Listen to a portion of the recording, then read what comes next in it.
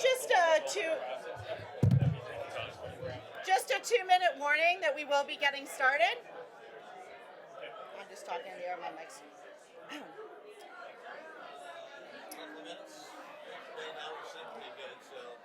This is a 2-minute warning that will be starting. If we could have everybody please take their seats.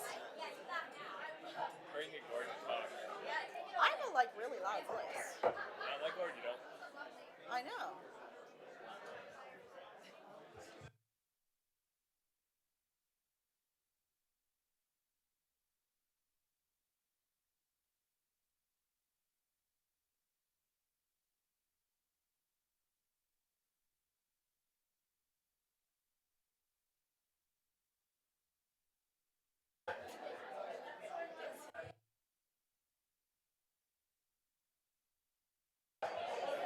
Marty's on? Yep. 2 minutes warning.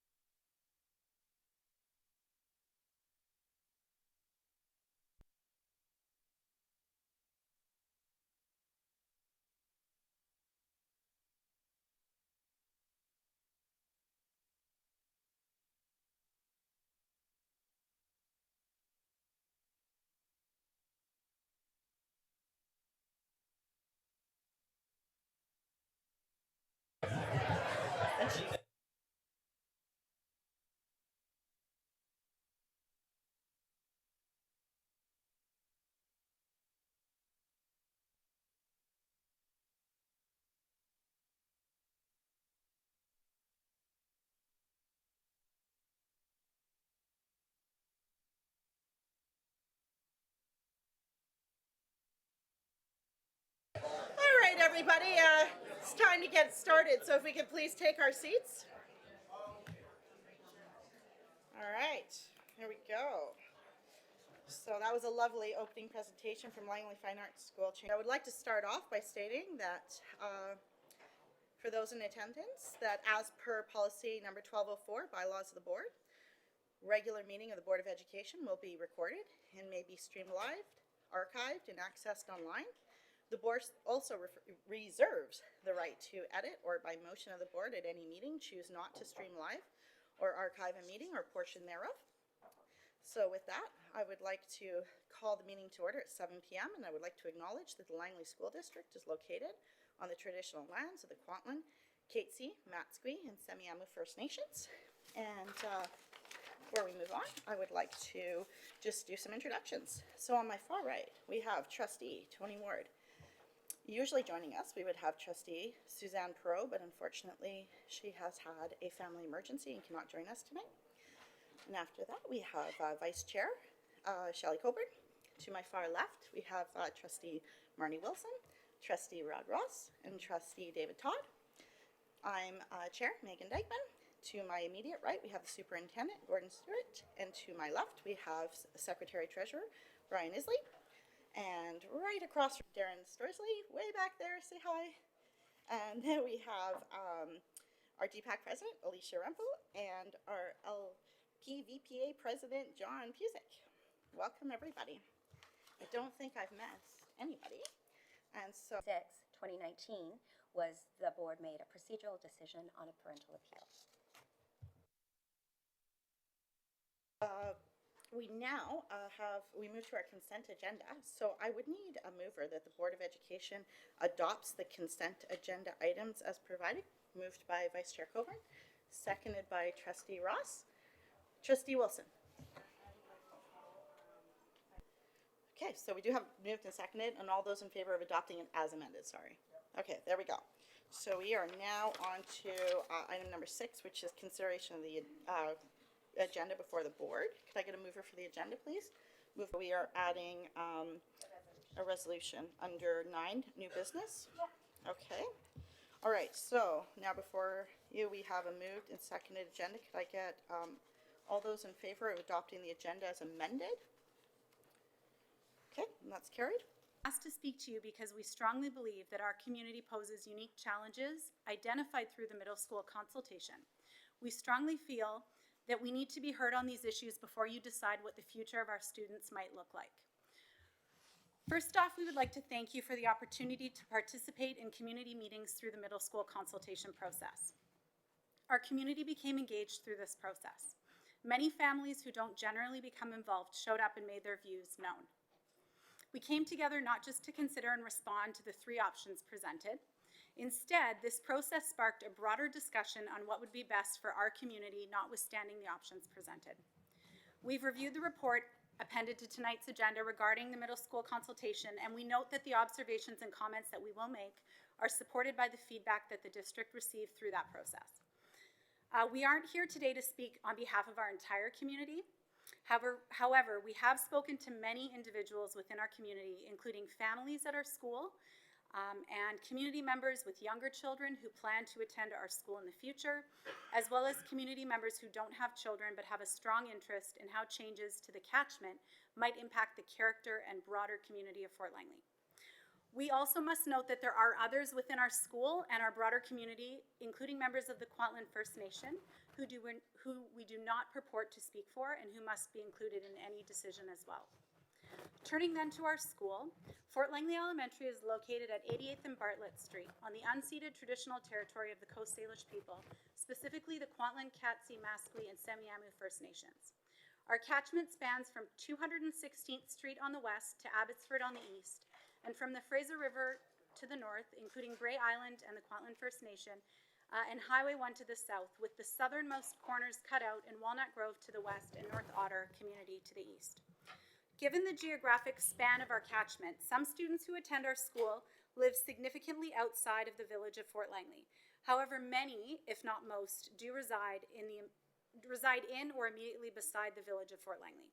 We also have students in our school who actually physically live at the edge of Walnut Grove, but due to the drawing of catchment boundaries, they attend Fort Langley rather than the school in the community that they're physically part of.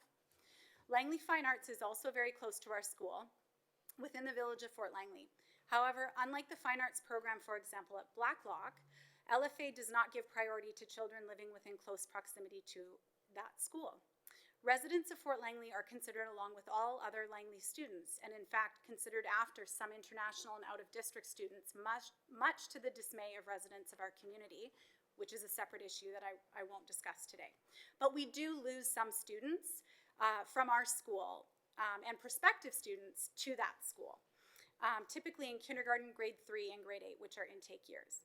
We also lose some students in grade 6 to late French immersion. These students attend Alex Hope Elementary and then WGSS for high school. The remainder of the children living in Fort Langley who attend public school enroll in FLE. We have just under 300 students in total from kindergarten to grade 7. Upon graduation from FLE, our students attend DW Poppy, which is our current high school, and is located approximately 11 kilometers away from our school, on the other side of Highway 1. Our grade 7 graduating class is somewhere between 20 and 30 kids each year. Of that group, some go to other schools. As I mentioned, we have the Fine Arts, and some do go to Walnut Grove Secondary School. We understand that it's typically more like 20 to 25 students who go into grade 8 at Poppy from FLE each year. Fort Langley Elementary is located in the heart of the village of Fort Langley. Fort Langley is one of the few truly sustainable communities within our school district. Residents of Fort Langley can live, work, and play in the community. Our community has doctor and dentist offices, medical services, a pharmacy, a grocery store, numerous restaurants and coffee shops, a post office, clothing stores, and many other shops and services. Fort Langley butts right up against Walnut Grove. Many Fort Langley residents do business in Walnut Grove, which is the closest larger community outside of Fort Langley, where we can find larger shops and services. Residents of our community use Walnut Grove Community Center, swimming pool, and library, which offers significantly larger options for books than our small satellite branch in our community hall. The communities of Fort Langley and Walnut Grove are connected by the Fort to Fort Trail, which runs along the Fraser River. There are also public buses that run between our communities. When children residing in Fort Langley are registered for sports, they typically play along with other North Langley children, which would include those from Walnut Grove. Fort Langley and Walnut Grove are similar in character in that they're both in more ways urban than rural as compared to some other areas of Langley. So as you can see, our community is connected to Walnut Grove in many ways. Given this physical proximity and community connection, many Fort Langley residents have called for a change to our high school catchment. This feedback was given through the consultation, and a review of the feedback from the residents of Fort Langley indicates that most are seeking this change regardless of what comes out of the middle school consultation. There are, of course, some families who wish to maintain the status quo and would, if given a choice, maintain DW Poppy as the high school for their children. We have spent significant time speaking to members of our community, and we are confident that all can be accommodated immediately with relative ease. Here's what we propose for the board's consideration, separate and apart from whatever decision is made with respect to the middle school consultation.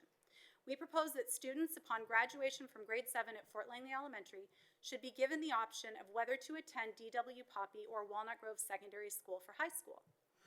We propose that this can be achieved immediately by way of an administrative policy, rather than a redrawing of the boundaries, by simply admitting those students attending Fort Langley Elementary who apply to attend Walnut Grove Secondary, along with those graduating from Walnut Grove Elementary schools, ahead of other cross-boundary applicants. This meets the wishes and needs of our community and would not require an immediate redrawing of boundaries, giving the district time to attend to the logistics involved in making a formal change to catchments. If, however, such informal accommodation through an administrative policy is not an option for whatever reason, we request the catchments be redrawn to formally include Fort Langley Elementary in the Walnut Grove Secondary catchment for high school.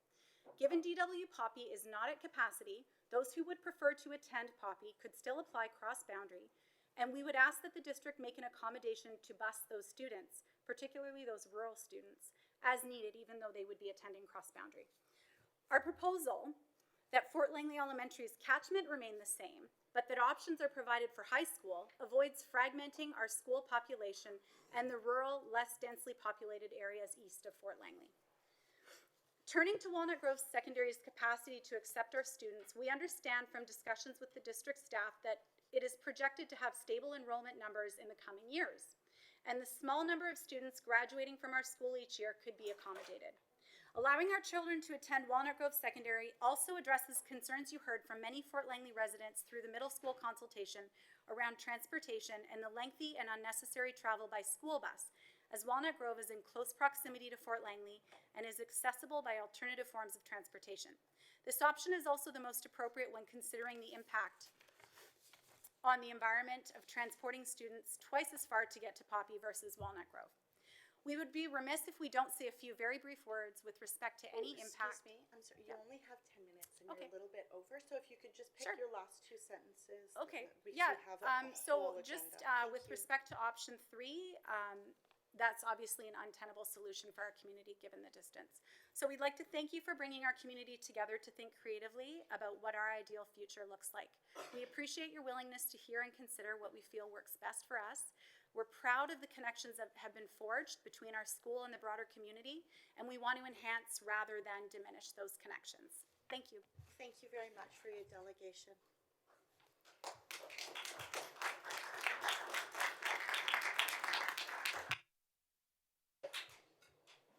So thank you again for coming to share your delegation. We are now on to Superintendent's report. 8.1, which is the Aldergrove DW Poppy Community Consultation. Over to you, Superintendent. Thank you, Board Chair Dakeman. We'll get queued up here in terms of the PowerPoint. I'm going to do a few things tonight. What I will do is comment on the consultation process in general. This isn't the first time. I've been doing this job for about 8 years now in terms of assistant superintendent, superintendent. And there's some themes there that continue to remain that disturb me. And I think in terms of consultations going forward, I don't have any easy answers to it, but I do need to put those out before our trustees ask us to go out and take part in a process like this again. So lots of learning, and that's what we're in for, and I'm going to share some of those thoughts tonight. I will also give an idea of the framework that we're going to follow. Tons of feedback provided through this process, which is very much appreciated. And we're going to have Assistant Superintendent Woody Bradford will walk us through some themes that came out of that feedback in terms of all the different forms that came in, and then share some possible steps going forward. He'll speak to each of the three options in terms of what would be involved, and but also I think trustees are looking at possible next steps, and he'll share his thoughts on that matter. So lots to take place over the next 45 minutes or so, and then obviously want to give a chance for our trustees in terms of weighing in with any questions and thoughts that they have going forward. I'll see if we can There just. seems to be a delay. So, Okay. sorry, I know that's awkward. Can you just do it from your end, or can you do it? I'm just gonna wait to see if it works for you. It's not working on my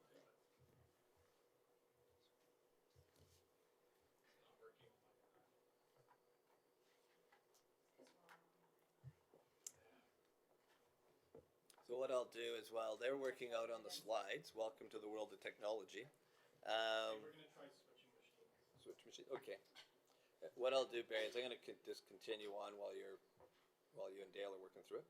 I want to start off by making sure I thank everyone that was part of the transition committees. We've had parents involved with this and staff members, both in terms of the school-based and also district. It's a ton of time. Not something anyone thought they were signing on for when they took on their positions. And this is something that people were doing in addition to their day-to-day work or their day-to-day lives.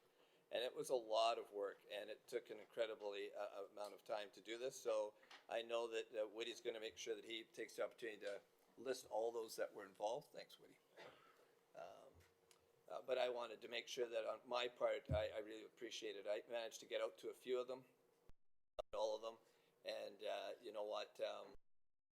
I commend also Jo in terms of the work she did alongside with the team to make sure that we were able to capture how people felt throughout the process. And again, the organization on this one was on a scale of, on all the ones I've done, a lot of them, nothing was on the scale of this one. So I want to make sure I stated that.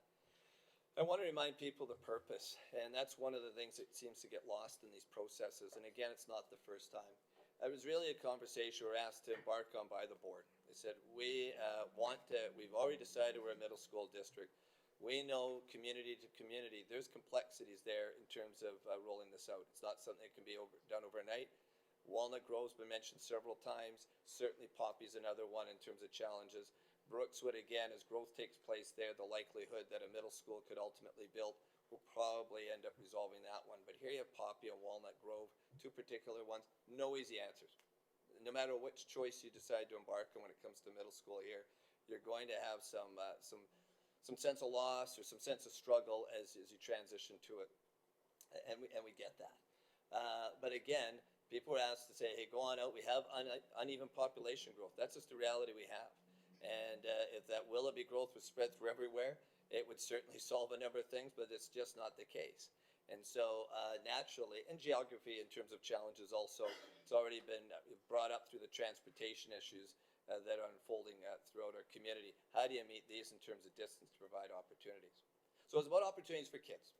I say that because that was the purpose from the outset. It's a conversation we should have. They're not always comfortable, but I think that everyone in the public there would demand that we have those conversations. Because if we can do better for our kids, we should try to do that. And that's really what we're embarking on. I don't have answers. I really don't. There's no set answer for this, despite what some may think out there. And I wanted to know that I would really like going forward that you could sit down and just have some rich conversations without it kind of taking part into something else. It's okay. I can just, if this doesn't work, I just still speak from the heart. ACSS and DW Poppy. What we've said from the outset is, and I stand by it. I worked at Aldergrove for years. I already know it's a great community. Worked there forever. I know Poppy is a great community. My one son went there for a couple of years. I've been around a long time. This was never a question about either of those communities not being great. They're great schools. They have great staffs. They have great kids. They're great places. So that's always off the table. No one's trying to say that it was anything else but. They're two great communities. They're two communities, though, that I get the district perspective that people don't sometimes. And I am seeing some things go on elsewhere that I'm thinking, I want that for all kids. I do. I don't know how to make it happen necessarily, because it's a real struggle, but I do want it. And I do think you should push me to try to make that happen. And that was the intent of the conversation. It wasn't an intent of saying, let's just throw two communities together and see what happens. I get the emotion attached to places, absolutely. You know what? When you have a high school and you have all that rich history there, I lived it already through LSS. People didn't want to lose that place any more than they want to lose Poppy. What it was is you had two communities with similar struggling issues in terms of population that I can't solve. I can't solve it short term. It might take 10 years to solve that. It might take 20. I don't know. But they share that commonality. And was there a way to potentially bring them together really for the sole purpose of creating enough enrollment to provide the opportunities we're seeing elsewhere? It was a possibility. You know what? I don't mind people in terms of these processes saying, you know what, I don't agree. That's fine. I really only ask that people disagree respectfully. And I've also asked that people bring other solutions to the table. And people did in this process too. But I felt in this one, it lost its track along the way. And it led me to kind of pose the question, can our community consult and have conversations on educational issues? Because of some of the things that transpired during this process. Respectful. That's an absolute key to me. Absolute key. I demand it of the staff. I really like to demand of the community when we engage. And I have to be fair, the vast majority were. And I don't ever lose sight of that. You get hurt, you get bogged down sometimes by the 1%, 2%, or 5%, and it does hurt. But I do appreciate, you know what, where people can say, hey, let's engage, but let's do it the right way. We don't need to use inappropriate language or go to all kinds of other things. There certainly still remains a lack of trust. For the life of me, you know what, balanced calendar conversation, boundary conversations, LSS consultation, I think we've demonstrated each time. We've landed in a different place in every one of those. Doesn't seem to matter. People still say, hey, Gord, your mind's made up before you even do this. You know, if that's the case, why would I want to waste people's time? Why would I want to put staff through it? But there is that underlying belief, and that does disturb me. You need to know that. It upsets me that people would still feel that, you know what, that I get up in the morning with my team and think of a way to harm children. I mean, come on. You know what, I have to tell you, the social media, I'm not a fan. Margaret Wheatley, I saw her recently, and she mentioned something where she said, you know what, we're having increased contact, but decreased connection. And that's what gets people to say some of the hurtful, harmful things they say on that. And I don't appreciate having people subjected to that, and it is necessary. And anyone that would know Gord Stewart, any of our staff in this building, would tell you that there's not a day we come to this place that we don't roll up our sleeves and say, what can we do to help our kids? And do we always get it right? No. Man, I've done a lot of learning there. But the intent is to always try. And I guess I'll keep trying to beat that drum. But I got to tell you, it wears you down at times. And I certainly got worn down a little on this one, and I have to be honest with you on that. Individual needs over those of the community. That is a very difficult balance. It's very difficult. I expect parents to advocate for their kids. I've got 3 I advocated for mine. That's your role. This group here, they have to not only carry that lens, but they do have to carry the lens of the overall community. And that is a tussle. Because sometimes those can feel that they're working counter to each other. And I don't have any easy answers to that one either, because it is certainly a difficult process. Are there some divisions within our community that certainly were highlighted through this process? Yeah, I got highlighted through LSS too. When we went through that process, we do have pockets in our community where others feel that they are less than. And I guess I worked for 6 years at Stafford. I worked for 7 years at Alder Grove. And I got to tell you, they're wonderful places to work. And I got to tell you, I also worked at Brookswood and I worked at Mountain. And every single place had its challenges. Every place had opportunities. Every place had great kids and staff. But it does, I can't stand the thought of people in our community thinking, you know what, that community is less than. I don't want my community around those kids. That's disturbing. And I do think we have this is not just the school district, we have an obligation as a community to address that. We're going to have to find a way that we work together to say no matter where our kids go, they're going to get a great experience. No matter where our kids go, they're great kids. And that's on all of us to do that. And what I learned through this process, we got work to do. We got work to do it. And I know Jeremy and Dean tonight are going to certainly raise elements of this, and they're both very passionate about their communities and should be. But it's something that surfaced through this that bothered me. The fact we must vote. The only way you can do a consultation, the votes divide people also.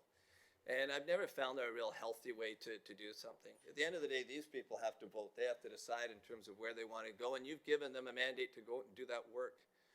But to start setting people up where it becomes, let's go rally around, and the only way you can demonstrate trust is by way in a vote, that is also something, a dangerous slide to go down. And I guess also I'd have to comment on the feedback model. For the life of me, I can't seem to get this one right either. We had it at LSS in the forum. The forum was one where we had the big gym and everyone came out and they grabbed the mics and away you go. And we heard people saying what they thought. Well, I got to tell you, I had a lot of people say, you know what, you had 300 people there and 20 got to speak. I'm not speaking in front of 300, I'm terrified.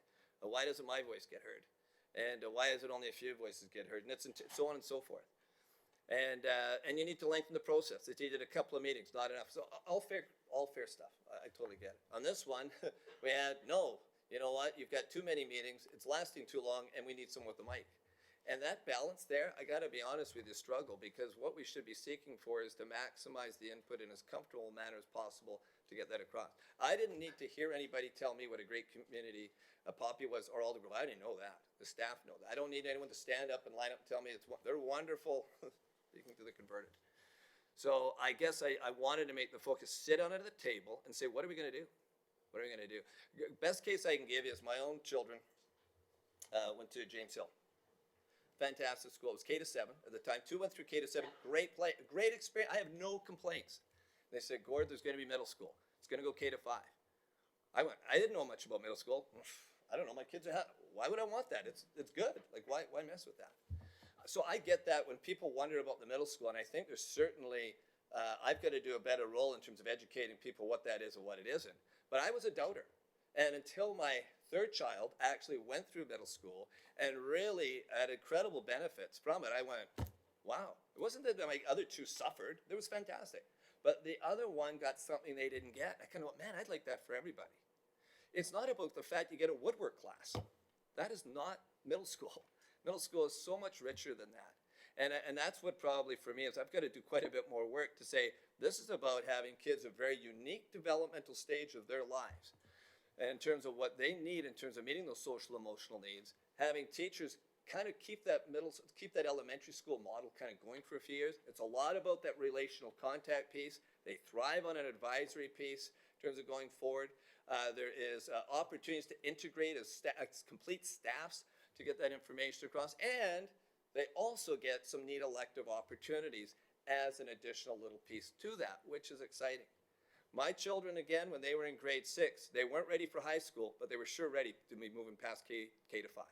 I had to experience it, I did, and it gave me a different lens on it. But I have learned through this process that there's still work we have to do with our community in terms of being able to get that across. And that will lie with us. But I give that because I do understand people go, hey, it's a good thing. Like, why mess with it? So I think if I can get something more for you, I should. I guess the other last part is how much participation is an accurate barometer of public opinion. And I don't know. I mean, you know what? We found out a lot of the consultations done, you can have 70 or 80% don't get involved at all. And I don't know what to read with that. I know they care. People are very busy. I've never taken when people don't show up that they don't care. That's just off the mark. People are busy. But is it that they think, we trust you, kind of go ahead? You know, do you typically hear when people are upset? That's the people you typically hear from.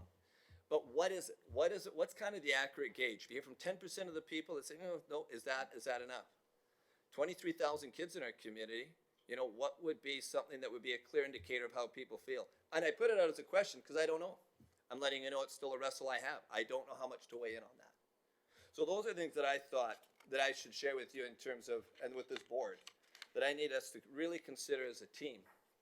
When asked to embark on a process like this again, to be very protective of the staff, that's the way I am, and protective of a community where I don't want to divide, I really think we're going to have to think through some other steps going forward.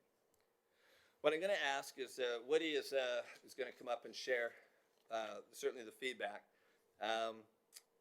They did the job they were asked to do. A number of themes surfaced, and these themes will be shared out tonight, what came forth. One of them around the Fort Langley we've already heard about, and that'll certainly be put out there. There are implications to any of the choices. Whatever choice we go down is certainly going to have some ramifications. And you know what? A fourth choice I should have also said is not to do anything at this time, and that'll be there. And what are the implications of that as we go forward? And then based on the feedback, trustees are going to once again look at what direction do they want to have our staff go forward with. So I've asked Woody to, at the end of this, be able to say, here would be some suggested next steps at this point in time, and certainly look forward to hearing the rest of the report. And at that point, I'll turn it over to you, Woody. Thank you. It's a privilege to be here tonight to be able to share the work we've done over the last few months. In preparing for the presentation and organizing the information,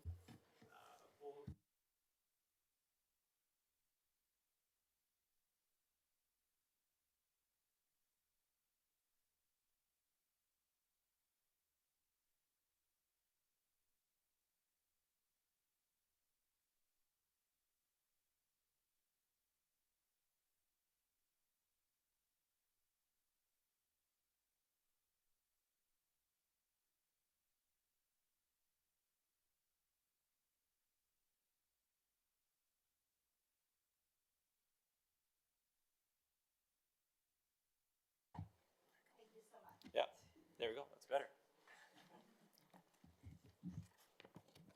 You can leave it here.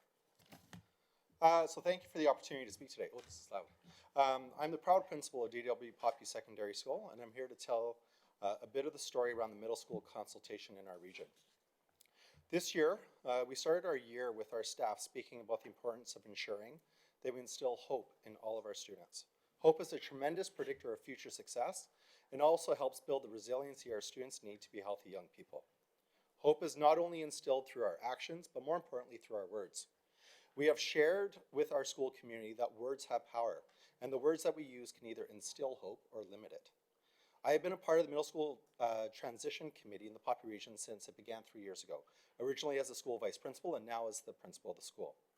Throughout this process, I've had the privilege to work with a dedicated group of teachers, support staff, parents, and various district staff on how to bring a middle school model into the region as to align with the district's vision of Langley being a middle school district.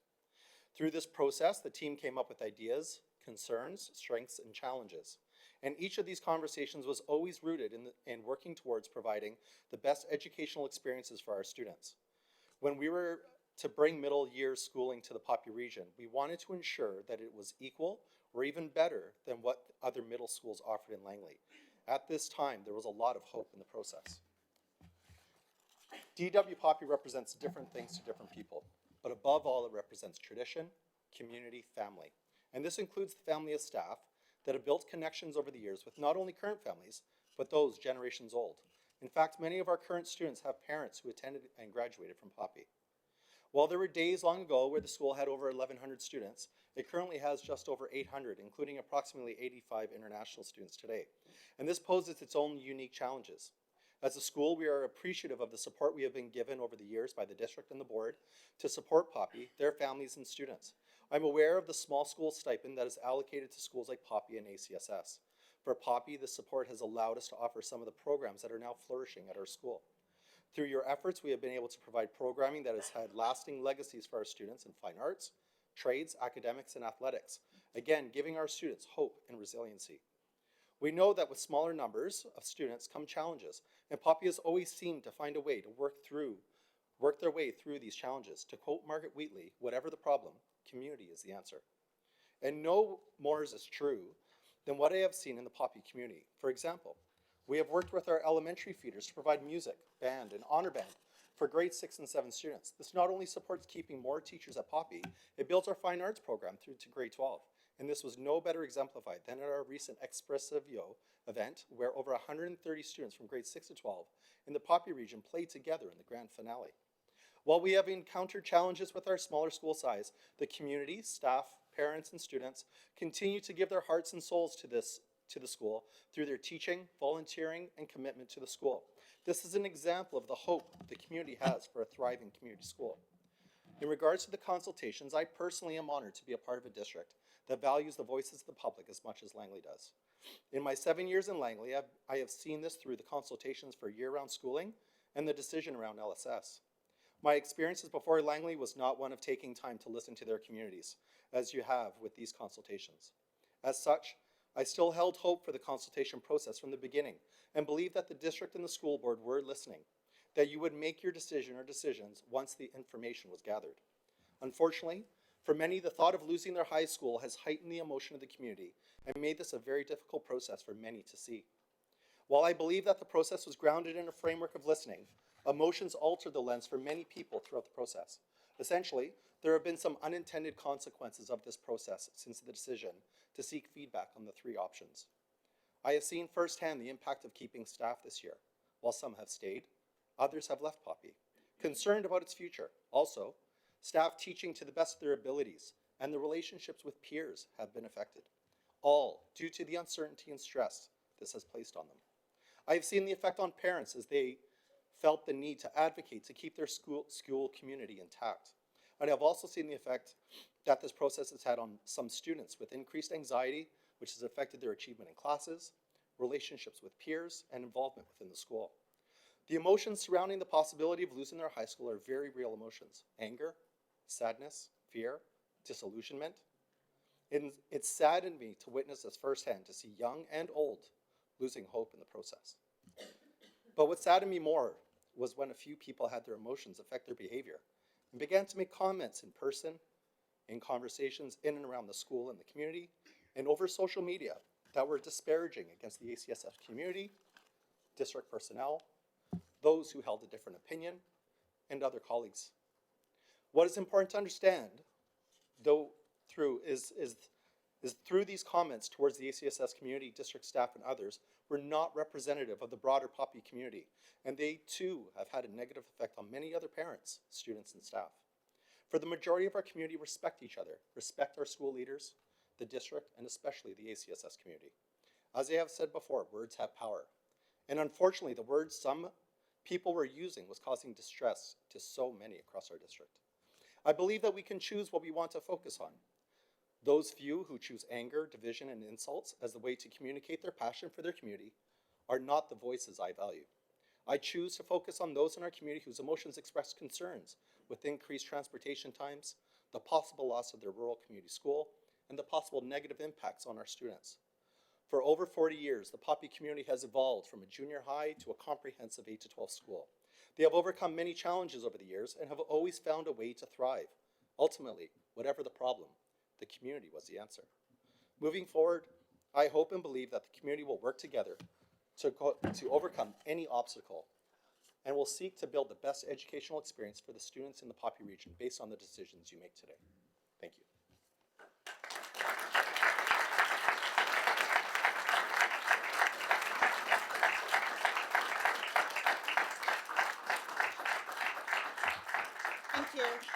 Assistant Superintendent Woody Bradford. Thank you, Mr. Pacheco. I'll ask Mr. Jeremy Linden to come up on behalf of Alder Grove Secondary.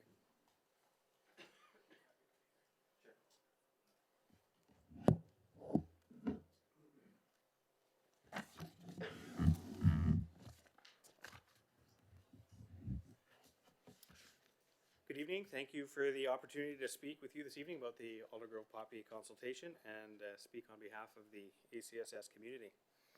I know there are people who will disagree disagree with me on this, but I believe that the consultation was very well designed. The mechanisms for feedback were excellent. The consultation process allowed multiple opportunities for participants to express their feedback and their opinions, and I think that is reflected in the report that you see here this evening. This is the second consultation exploring the possibility of two school communities coming together that I've been part of. The first was when I was a teacher at HD Stafford Secondary, and the consultation was about bringing the Stafford and LSS communities together. This certainly shaped how I prepared myself and prepared my staff and school community for this process. The first thing that we did was acknowledge that staff, students, and families in the DW Poppy community would have a lot of emotion throughout this consultation, and rightly so. After all, when considering option 3, the DW Poppy community faced the potential loss of their secondary school, and that is certainly not something to be taken lightly. To that end, ACSS staff acknowledged that the way in which we spoke about this consultation, spoke about our colleagues at Poppy, and listened to their thoughts, feelings, and feedback throughout the process was incredibly important. It was important to me that the consultation did not deteriorate into an us versus them situation. Throughout this process, we would be modeling for our students what consultation looks like, what public engagement looks like, and what political discourse can and should look like. If the board were to choose option 3 as the best option moving forward, the culture building of bringing two communities together really started at the beginning of this consultation process. It was our responsibility to ensure that regardless of the outcome, we demonstrated and lived the core values of the district. I chose to attend every single consultation, both in the Aldergrove and the DW Poppy family of schools. I wanted to be sure that I was there and listening to the questions, concerns, fears, hopes, and dreams that were expressed throughout the process. To hear the feedback for myself was really important to me. On that note, I'd like to share what I heard throughout the consultation process. In many ways, what I heard was a tale of two schools that are rich in history and steeped in pride. First, what I heard from the DW Poppy family. I heard that the students, staff, and families love their school. They have much to be proud of. I heard the students love their teachers, their support workers. They love their courses and their programs. I heard that there's rich history at DW Poppy, one that honors excellence, that values inclusion, that builds community, and creates legacy year upon year. I heard that the possibility of losing their secondary school was something that many were not willing to have happen. I heard that there were significant concerns about transportation, worry about how long children would be riding buses. I heard that families wanted their children to be able to walk to their neighborhood school, to participate in extracurricular activities, and to be a part of a small, rural community school. I heard that for some, the distances that they would have to travel to attend ACSS would be too great for the families.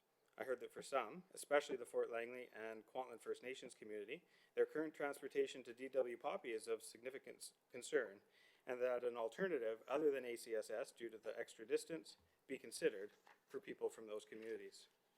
I learned a great deal about the DW Poppy family of schools and Coghlan Fundamental Elementary. I had some fantastic conversations with people.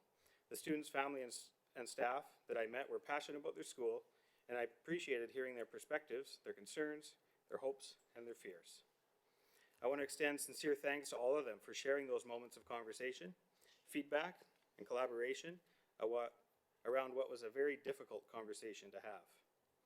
The vast majority of what I heard from DW Poppy community was thoughtful and respectful. Unfortunately, I also heard some things I did not expect to hear. Before I continue, I want to be clear that I believe the following represents a very small minority of people from the Poppy community. I'll share a small sample of some of the things that I heard. I heard some say, I will not let my kids go to school with those kids. I heard some say that their kids would get beaten up daily at ACSS. I heard that ACSS kids would be a bad influence and that their kids would get drawn into drugs and alcohol. I heard people say that the quality of teaching and learning at DW Poppy is far greater than it is at ACSS. I heard and felt our integrity being questioned and that we don't care about kids. These are not easy things to hear. They were not easy for me to hear. They were not easy for my admin colleagues to hear. They were not easy for my staff to hear. And they were certainly not easy for our students and families to hear. Recently, I had the opportunity to attend a conference where one of the speakers, Shane Saphir, spoke about the power of narrative. The stories that we tell about our communities impact the way in which we see ourselves and the way in which we are perceived by others. Comments like the ones I just mentioned tell the tale of a school that I don't recognize. It tells the story of a group of students that I don't know. It characterizes a staff that I have never seen. Unfortunately, this tale, this story, this narrative, it's not a new one for the Aldergrove community. It's not a narrative that was created during this consultation. The comments above from this consultation are simply the latest iteration of that narrative. It's an example of what the speaker, Shane Saphir, called a single story narrative, a narrative that is built on misinformation and misunderstanding. When these kinds of things are said, it perpetuates a single story narrative, a stereotype, a stigma that students, families, people from Aldergrove are less than. I've had staff members who've had to defend their school, their work, and their students to friends, family, and community members who've heard about the, quote, terrible conditions at ACSS. Imagine the impact that has. The ACSS that I know has a proud 62-year history that centers on the values of community, diversity, and excellence. As many of you know, at Aldergrove, we are the totems. What you may not know is that this name is rich with symbolism and culture. As a symbol of community and diversity, the totem was chosen at ACSS because our roots are grounded in a community made up of local residents, as well as Indigenous students from the Bella Bella and Bella Coola region, students who were the first to attend a non-residential school in their families. In 1958, this was rare and ahead of its time. On our totem, we have 6 spirit animals: the beaver, the frog, the bear, the salmon, the owl, and the thunderbird. Each animal has its meaning and symbolism, and they serve as the bedrock of our school culture. At ACSS, we build community and we create connection. Our totem ambassadors provide mentorship to our grade 9s upon entering ACSS and all throughout the year. Our student council builds culture and community through Spirit Weeks, our annual haunted house, Christmas assembly, Aldi Has Talent, and more.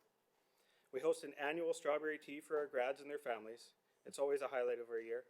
We have a multitude of clubs and student leadership groups: GSA, Student Council, video game clubs, intramurals, photography and video club, girls group, weight room and fitness club, and I could go on. We have an athletics program with a variety of teams: cross country, soccer, volleyball, basketball, curling, swimming, track and field, hockey, badminton, and more. At ACSS, we have a strong ethic of care. We host a daily breakfast program where we serve between 80 and 120 students every single day. We were the first school in the district to host an annual Wellness Week event. We just hosted our 4th annual event, and it was the most successful one yet. We have on-site partnerships with Pacific Community Resources to support students who struggle or who have family members who struggle with healthy choices. We have a staff that wraps around students to support them in whatever ways are necessary. We have an alternate program that provides connection, a sense of family, and flexible opportunities for success. At ACSS, we strive for excellence. We have 3 train and trades programs: automotive, carpentry, and hairdressing, where our students achieve at the highest levels in the province. A career ed department that has helped lead the way in the new careers curriculum.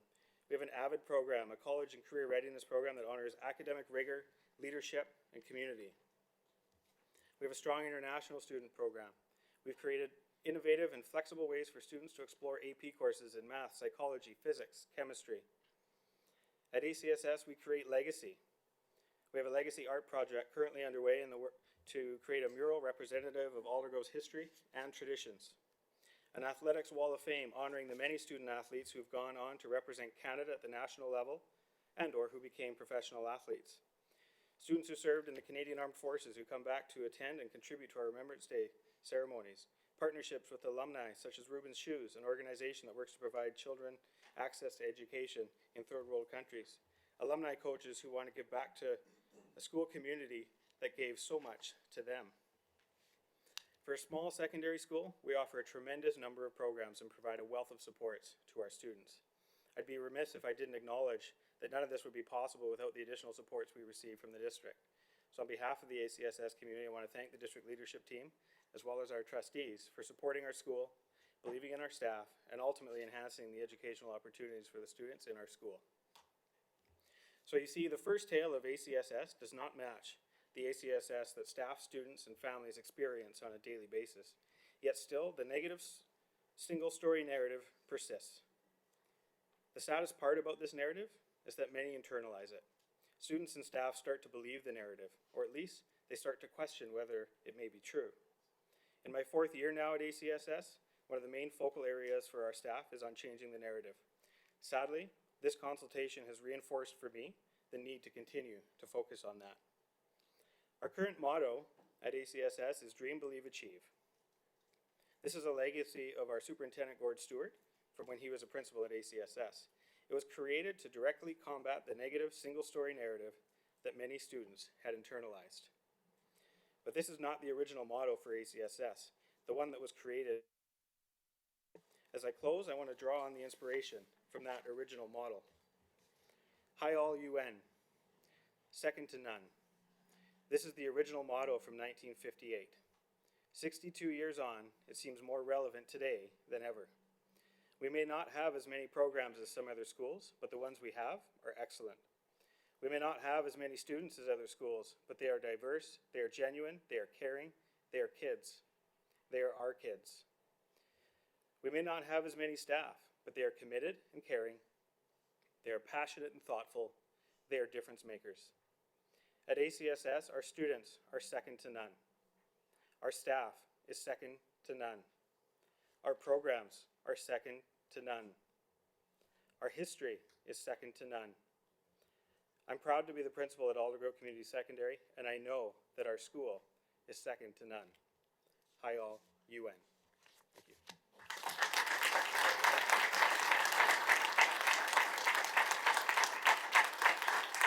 Thank you.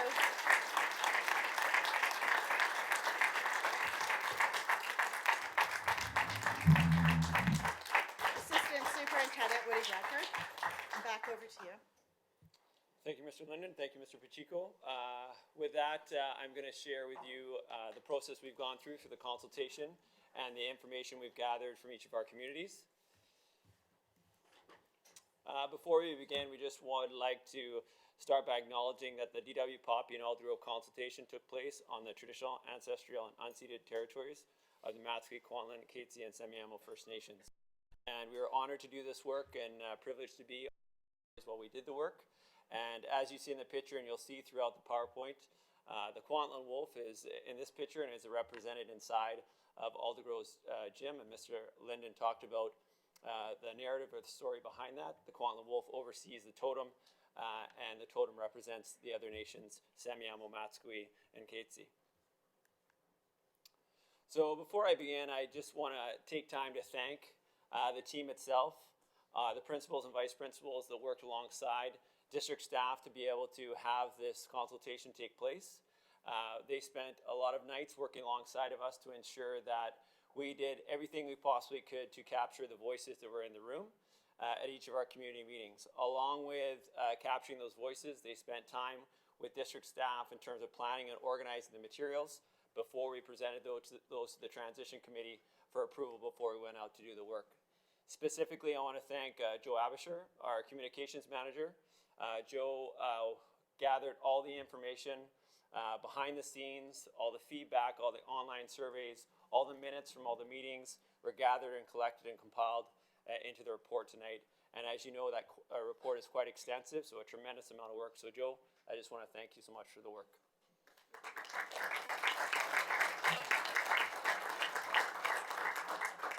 I'd also like to thank both of the DW Poppy and Aldergrove transition teams for their work last June with myself and DW Poppy, further than that, 2 years, working together to try and organize different ideas and options for the middle school in the DW Poppy region. Within that community, we had staff, we had parents, we had students working alongside of us, and each and every person who came into the room each night to work with us were embedded in doing what was right for kids and the best interest of kids in DW Poppy and Aldergrove. The consultation process itself took place roughly 2 months, starting with September 12th with the transition committee having the opening presentation and giving feedback on that presentation, to our last presentation on November 13th at Kwantlen with Kwantlen First Nations. Within that 2-month span, we tried to ensure that we were going to make the mark of the December 10th board meeting, which we did. And that meant we needed to be really efficient with our time. And as you can see, we combined some of the communities to ensure that everyone had the information and everyone had a voice in the process, including our DPAC. And then we did a special presentation for Kwantlen from their request on November 13th to ensure that we gathered all the voices in the conversation. Just to reiterate, the board motion was that district staff commence a consultation process with the parents and staff in the DW Poppy and Aldergrove family of schools and Coghlan Fundamental Elementary regarding the 3 options presented to the Transition Committee and report back to the Board of Education at the regular meeting in December 2019 with the feedback they received and possible next steps. The 3 options that were submitted to the board back in June to do this consultation was resubmit the request for capital funding to the Ministry of Education to create a 6 to 8, 9 to 12 school in the current DW Poppy site, place portables on site to accommodate at least 1 grade group at the current DW Poppy site, and then the 3rd option, DW Poppy becomes a standalone middle school and Aldergrove Secondary would become the feeder secondary schools for the DW Poppy and Aldergrove elementary schools into the middle and then secondary. This consultation process, just like everything we do in our district, is guided by our framework for enhancing student learning. Our goal as a district leadership team and with our staff is to ensure that every child and every student in our district has a vision that is innovative, inspiring, and unified. We want that for each of our communities, and we want to make sure that the decisions we make are reflected in that vision. And in saying that and doing that work, that vision is upheld by 4 key core values: integrity, excellence, courage, and community.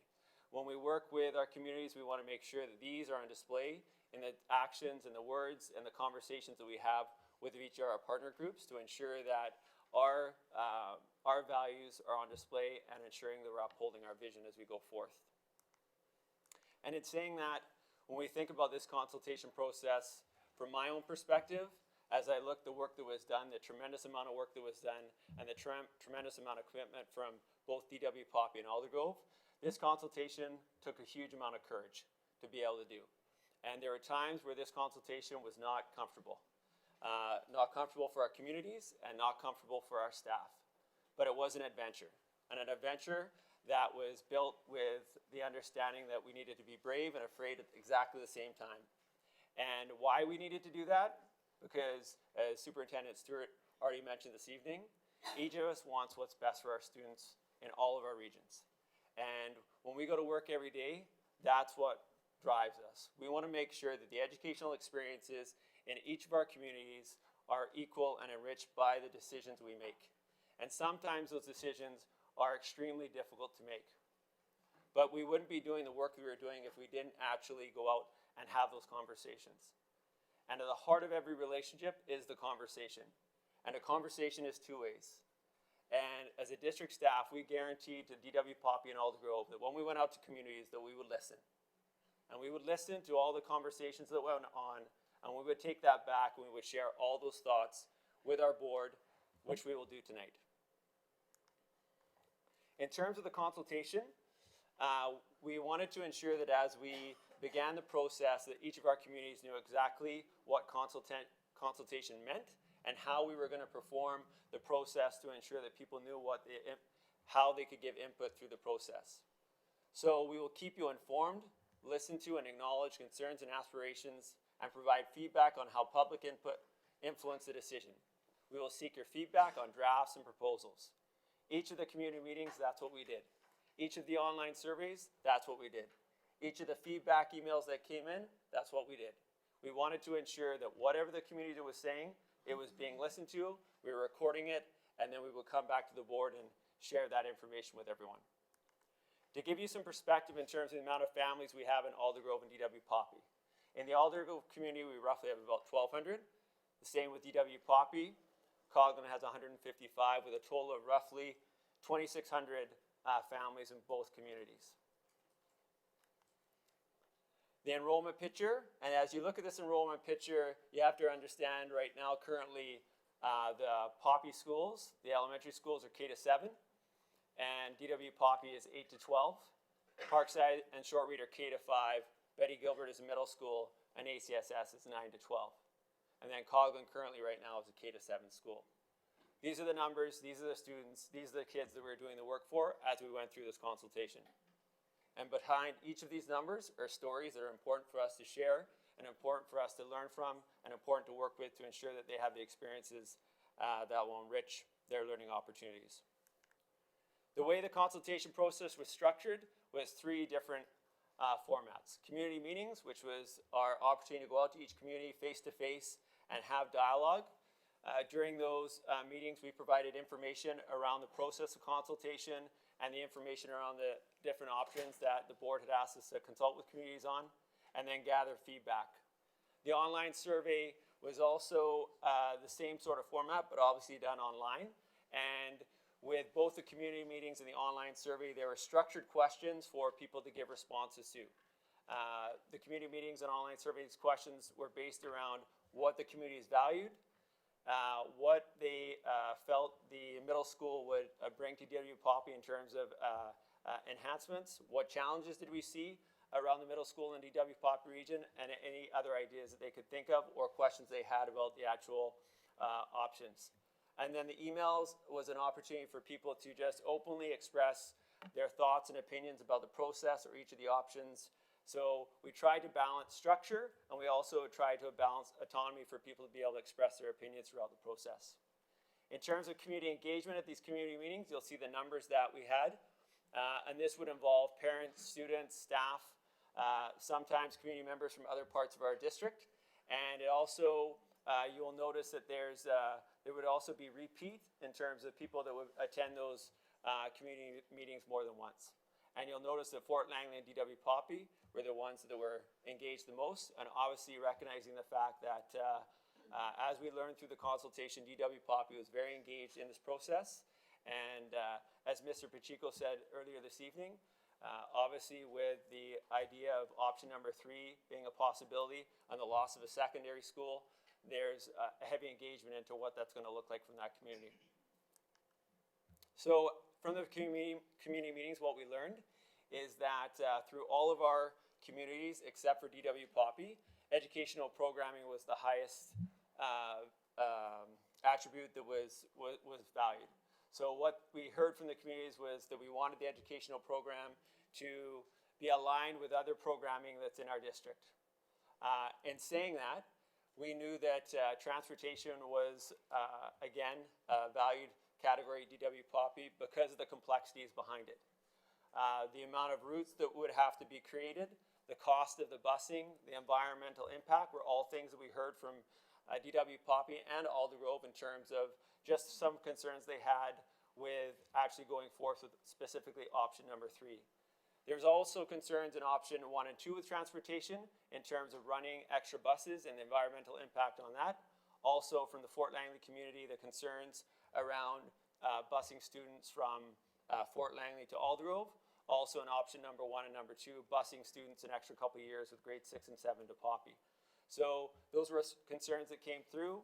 Extracurricular activities, they wanted to ensure again in each of the communities that the opportunities students were getting were equivalent to other regions in our district. And then finally, the safety and well-being of students, that when you're combining 2 communities, there is a tremendous amount of stress and anxiety that goes into what that's going to look like. And with people not knowing what that plan was going to be, there was concerns in terms of students having negative impact in transitioning to a different school if it was option number 3. And with that being said, we want to make sure that as we move forth in whatever we do, whatever plan is decided on, the safety and well-being of our students is the highest priority. That's what we do in every one of our schools each and every day. So we need to make sure whatever plan comes out through this process, that the safety and well-being of our students are protected through it. And that's something that obviously myself, when I go through this process and I look at the things that we do as a district leadership team, the safety and well-being of students is the highest priority for me. Some of the other themes that came out through the questions that were asked, again, around what are they excited about with the middle school in the DW Poppy region, what concerns do they have about the middle school in the DW Poppy region, and other ideas. From the DW Poppy schools, we heard about transportation concerns, the safety and well-being of transporting students on long routes, and also just transitioning into a new school, how that would work. A loss of community in terms of the pride and traditions that are in the DW Poppy region. They like the idea of having a small rural school. educational opportunities. At this point, right now, from the Poppy region, they felt like their educational opportunities were adequate. They were satisfied with the opportunities they were getting for their students. From the Fort Langley region, we heard an opportunity to look at Walnut Grove as a possible feeder school for that community and reduce the transportation from DW Poppy or Alder Grove Secondary. And from Kwantlen First Nations, we heard from them that they would like flexibility and choice for their students going to school, and that they would like to remove the boundaries on those students to attend schools that they would like to attend. From Alder Grove, we heard mixed reactions, specifically around option number 3, because option number 3 had the greatest amount of impact on that community. And there's mixed emotions in terms of some people liking the idea of a standalone middle school at DW Poppy and Alder Grove Secondary being the feeder school, but also there were concerns as well. Transportation was one of the biggest concerns that came out of Alder Grove, specifically about extracurricular activities, after-school activities, going back and forth to the middle school to collect students was a concern, and also students being on a bus and the impact of ride times and also the environmental impact. For Alder Grove, what we heard from them is that they would like the district to continue to work closely with them to enrich and enhance the experiences within their community. They feel currently right now that their middle school and secondary school is not aligned as best as it could be with other regions in the district. They felt that the district needs to spend time with the community itself, exploring different opportunities for them to expand those experiences for their students. From the online survey, a lot of the same information came out. Educational programming was valued, the safety and well-being of students being valued, and transportation. So again, about the same sort of narrative that we learned through the community meetings. And the themes that emerged from the online survey were a little bit different. More of the themes came out around specific options. Roughly, from the 662 people that took the survey, 59% of them said no to all options. And you should know that the people that participated in the survey, 70% of them were from the DW Poppy community, 20% were from Alder Grove, and 10% were from other regions. So in terms of what, again, the greatest number from the Poppy region was, we were quite satisfied with what we have right now. We don't want to look at other options at this time. And if we break the preferences down for each of the options, option number 1 was the one that had the highest priority, then number 2, and then number 3. Again, we heard from Fort Langley wanted to be part of Walnut Grove as their secondary school. We heard the loss of community with taking a secondary school out of the DW Poppy region. We heard some differences between the communities in terms of what they value and how we would take those values and put them into one middle school and one secondary school, and the fear behind that transition and what that would look like. The educational opportunities, they wanted, again, at the highest level, transportation concerns and safety and well-being concerns. The online feedback, again, this was not a structured feedback form. People could say exactly what they felt in terms of the process itself. Again, we went through it, and there was a heavy population in terms of DW Poppy providing feedback for us. No to all options, and then again breaking down the options in terms of priority, option number 2, option number 1, and option number 3. And then we heard again from Fort Langley. Roughly 16% of the people who responded to the surveys from Fort Langley, which was about 50 people, shared again that they would like to be considered from the Walnut Grove Secondary School catchment. The themes that emerged from DW Poppy and Alder Grove, concerns around transportation, concerns about safety and well-being of their students, again, loss of community, Fort Langley being a part of Walnut Grove, educational opportunities being aligned with other areas of our district, upgrades to facilities specifically in the Alder Grove region. So the current middle school, Betty Gilbert and ACSS, what were the plans for the district to invest more funds into those two buildings to upgrade the current sites that they have, so that Betty Gilbert would align more with Yorkson, Peter Ewart, and HD Stafford. And then from Kwantlen First Nations, we heard again the need for flexibility and choice in programming for their students. We also heard through the feedback around the consultation itself, again, people sharing that they weren't really satisfied with the 3 options were on the table, but if they had to choose one, option 2 would be the would be the choice. And then there was questions around district staff in terms of the trust of the process and whether the information that was being gathered from the community was actually going to go back and be used to make the final decision, or had the decision already been made. So in terms of possible next steps, what we've learned through this process, district staff has looked at all the information and worked through what the options were, and you'll notice that there's a fourth option on the table for the board to consider. The three options remain the same. Option number one, resubmit the request for capital funding to the Ministry of Education, place portables on site to accommodate at least one grade. Those are both in the 6 to 8, 9 to 12 models with a DW Poppy. DW Poppy becomes a standalone middle school, and Aldergrove Secondary would become the feeder secondary school.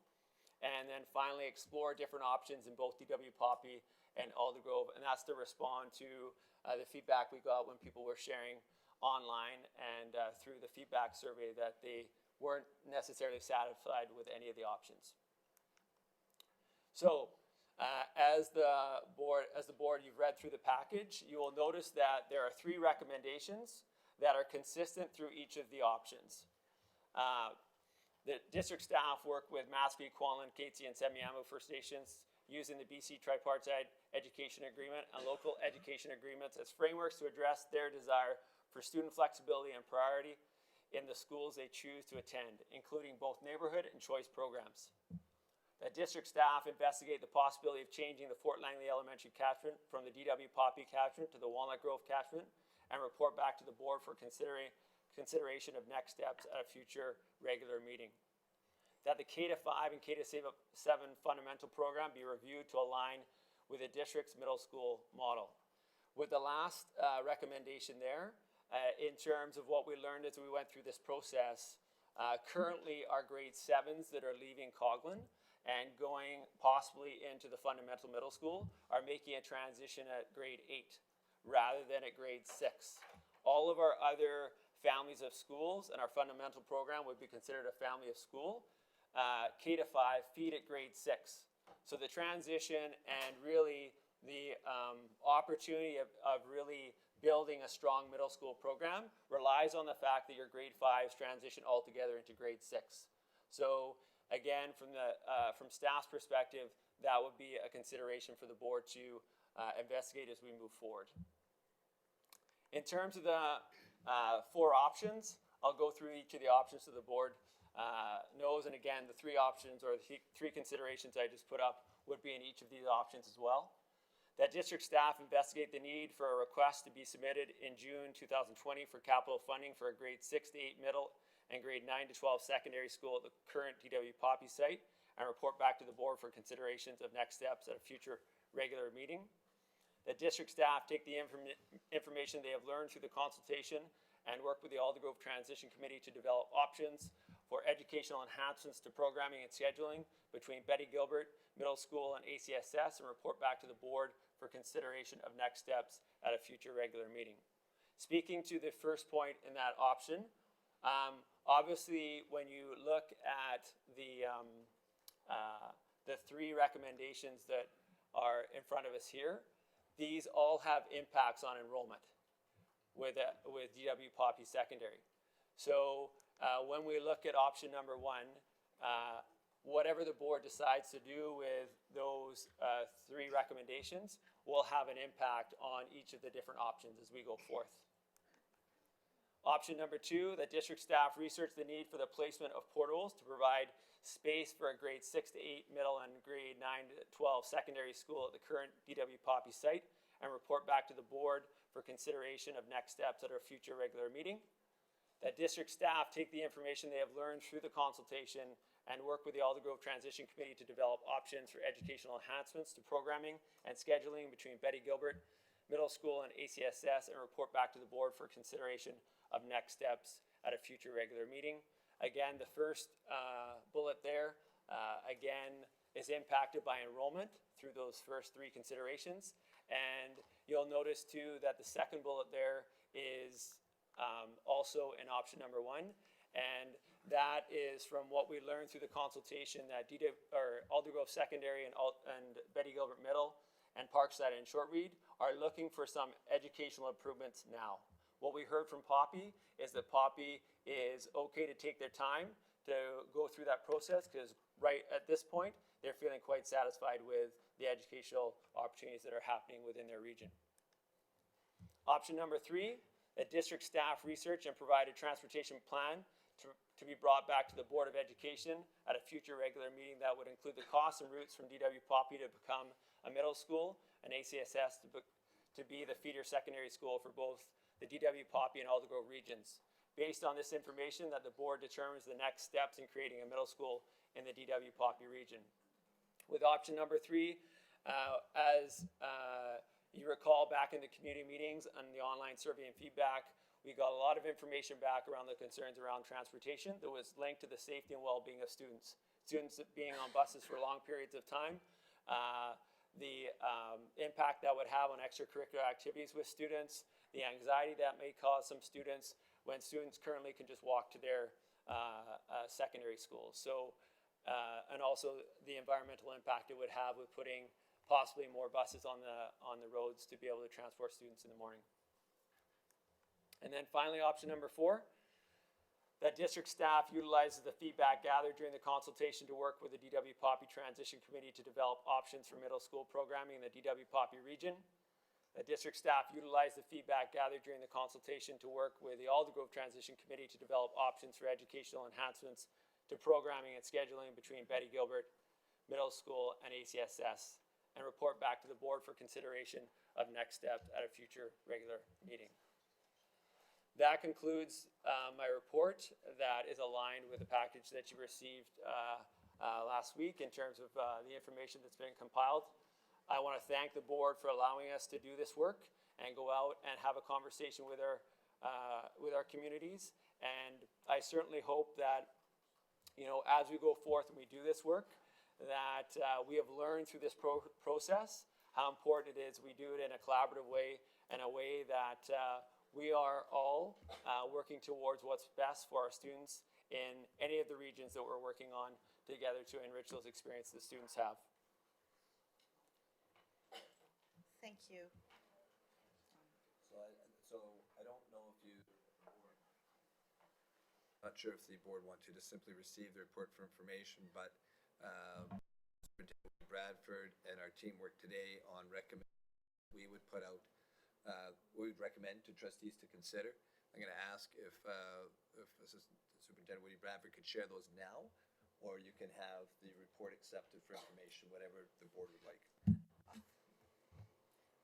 I think at this point, it would be great to hear the recommendations of the staff who have worked so hard on this before we go into receiving the report, as I know that trustees will want to ask a lot of questions and have a lot of a discussion on that. It would be helpful for us to hear from you on what you see as implementable and where you're seeing this heading at this point, for us to consider that at the same time.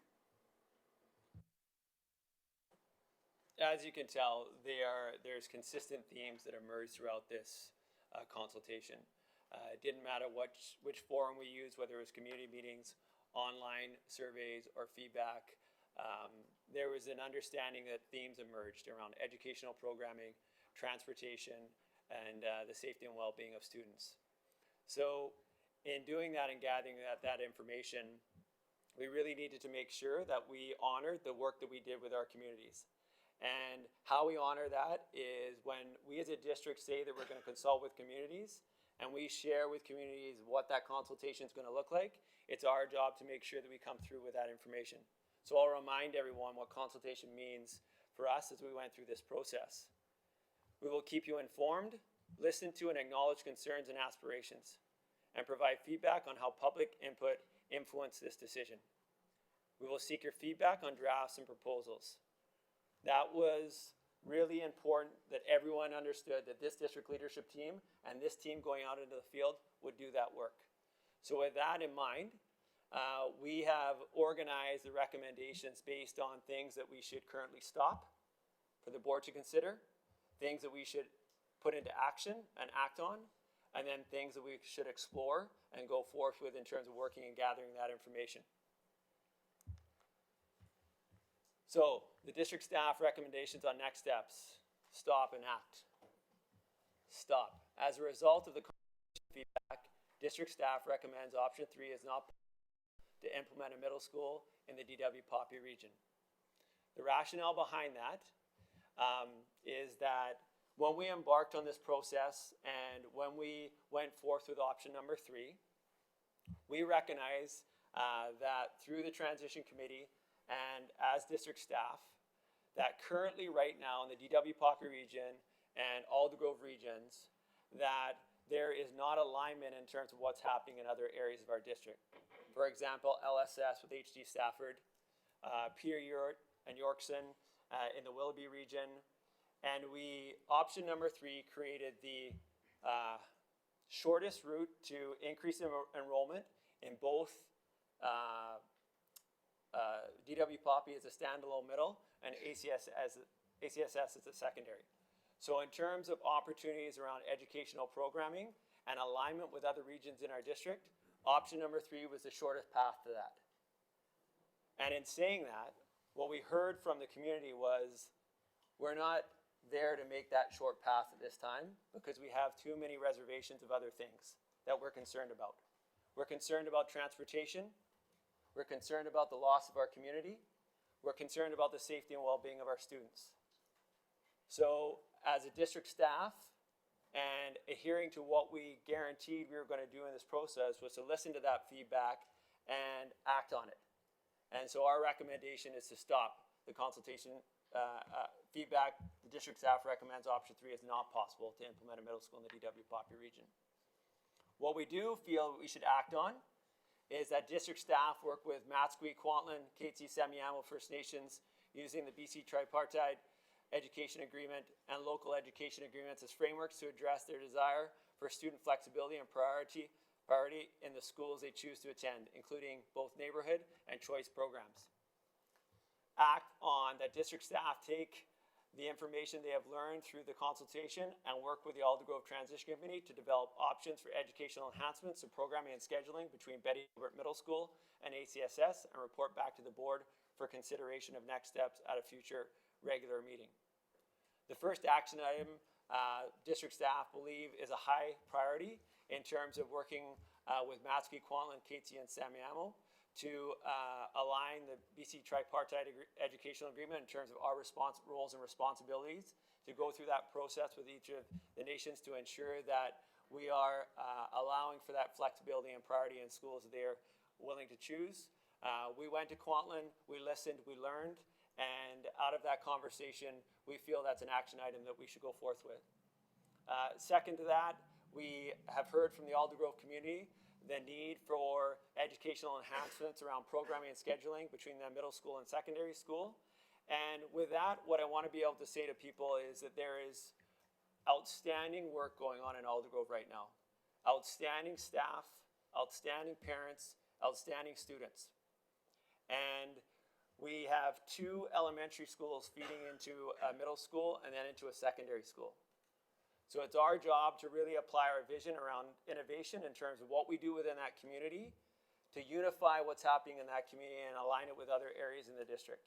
Because as Mr. Linden said, in terms of what is going on in that community right now, it's outstanding. It's excellent.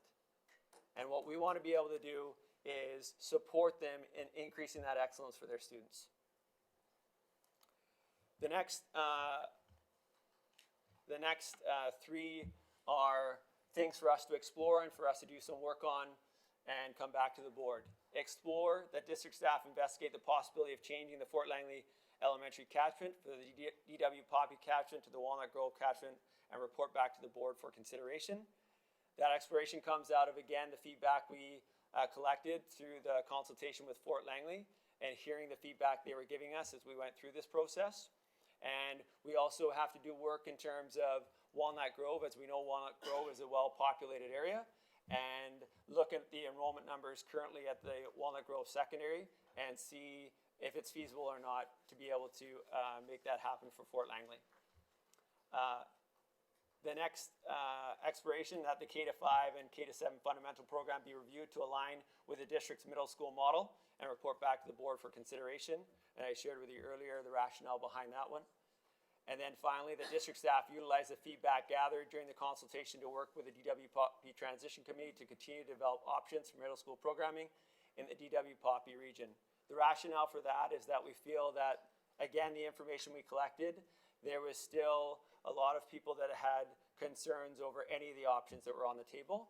So allowing us to go back and work with the Transition Committee to utilize the information we've gathered through this process. For example, we learned through this process that scheduling and busing was not an option for many of our families in terms of the way we had set it up currently. So we had set it up that our grades 6, 7s, and 8s wouldn't ride on a bus with grades 9 to 12 to keep them separate in the mornings. That was not echoed through everyone in DW Poppy. They felt they had no problem with grades 6, 7s, and 8s being on a bus with grades 9 to 12, and they also had no problem with grade 6s being in a school with grade 12s and them intermixing during the day. So learning that and understanding that, going back to the Transition Committee to think about what does that change in terms of the way we had set the middle school model up within the current DW Poppy site. So that's our recommendations.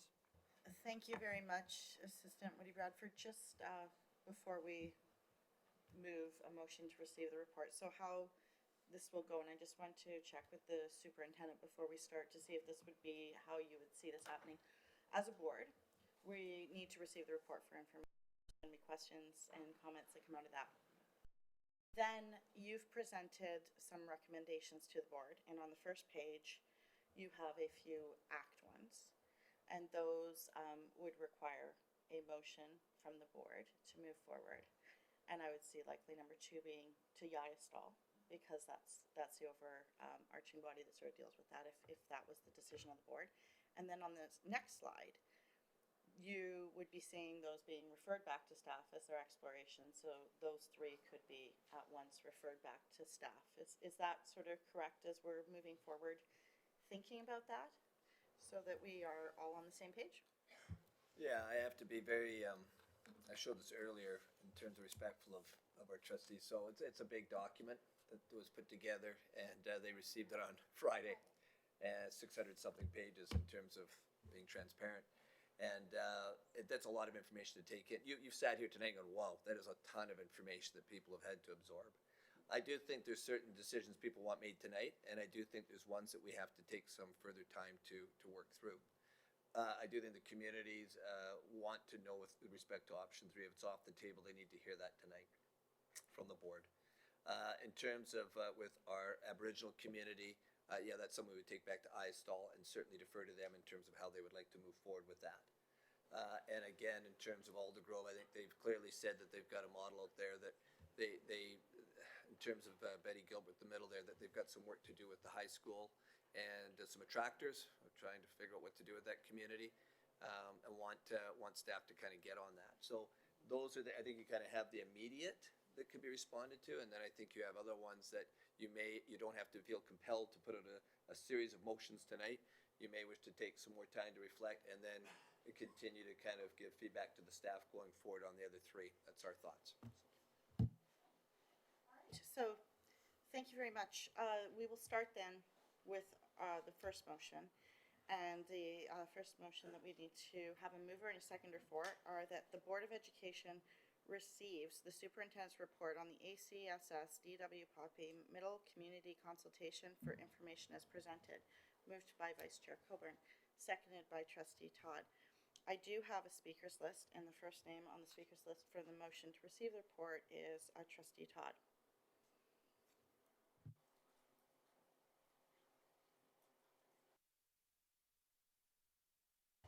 Thank you. That was a lot of work. That was a lot of work. I want to start off by just expressing my heartfelt gratitude. As a teacher, I've always said that you give me an involved parent, and I will give you a successful student. And I do want to thank the numerous parents that got involved in this process and offered their feedback.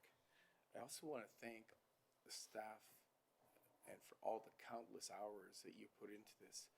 And this was a brave choice. This was a courageous walk.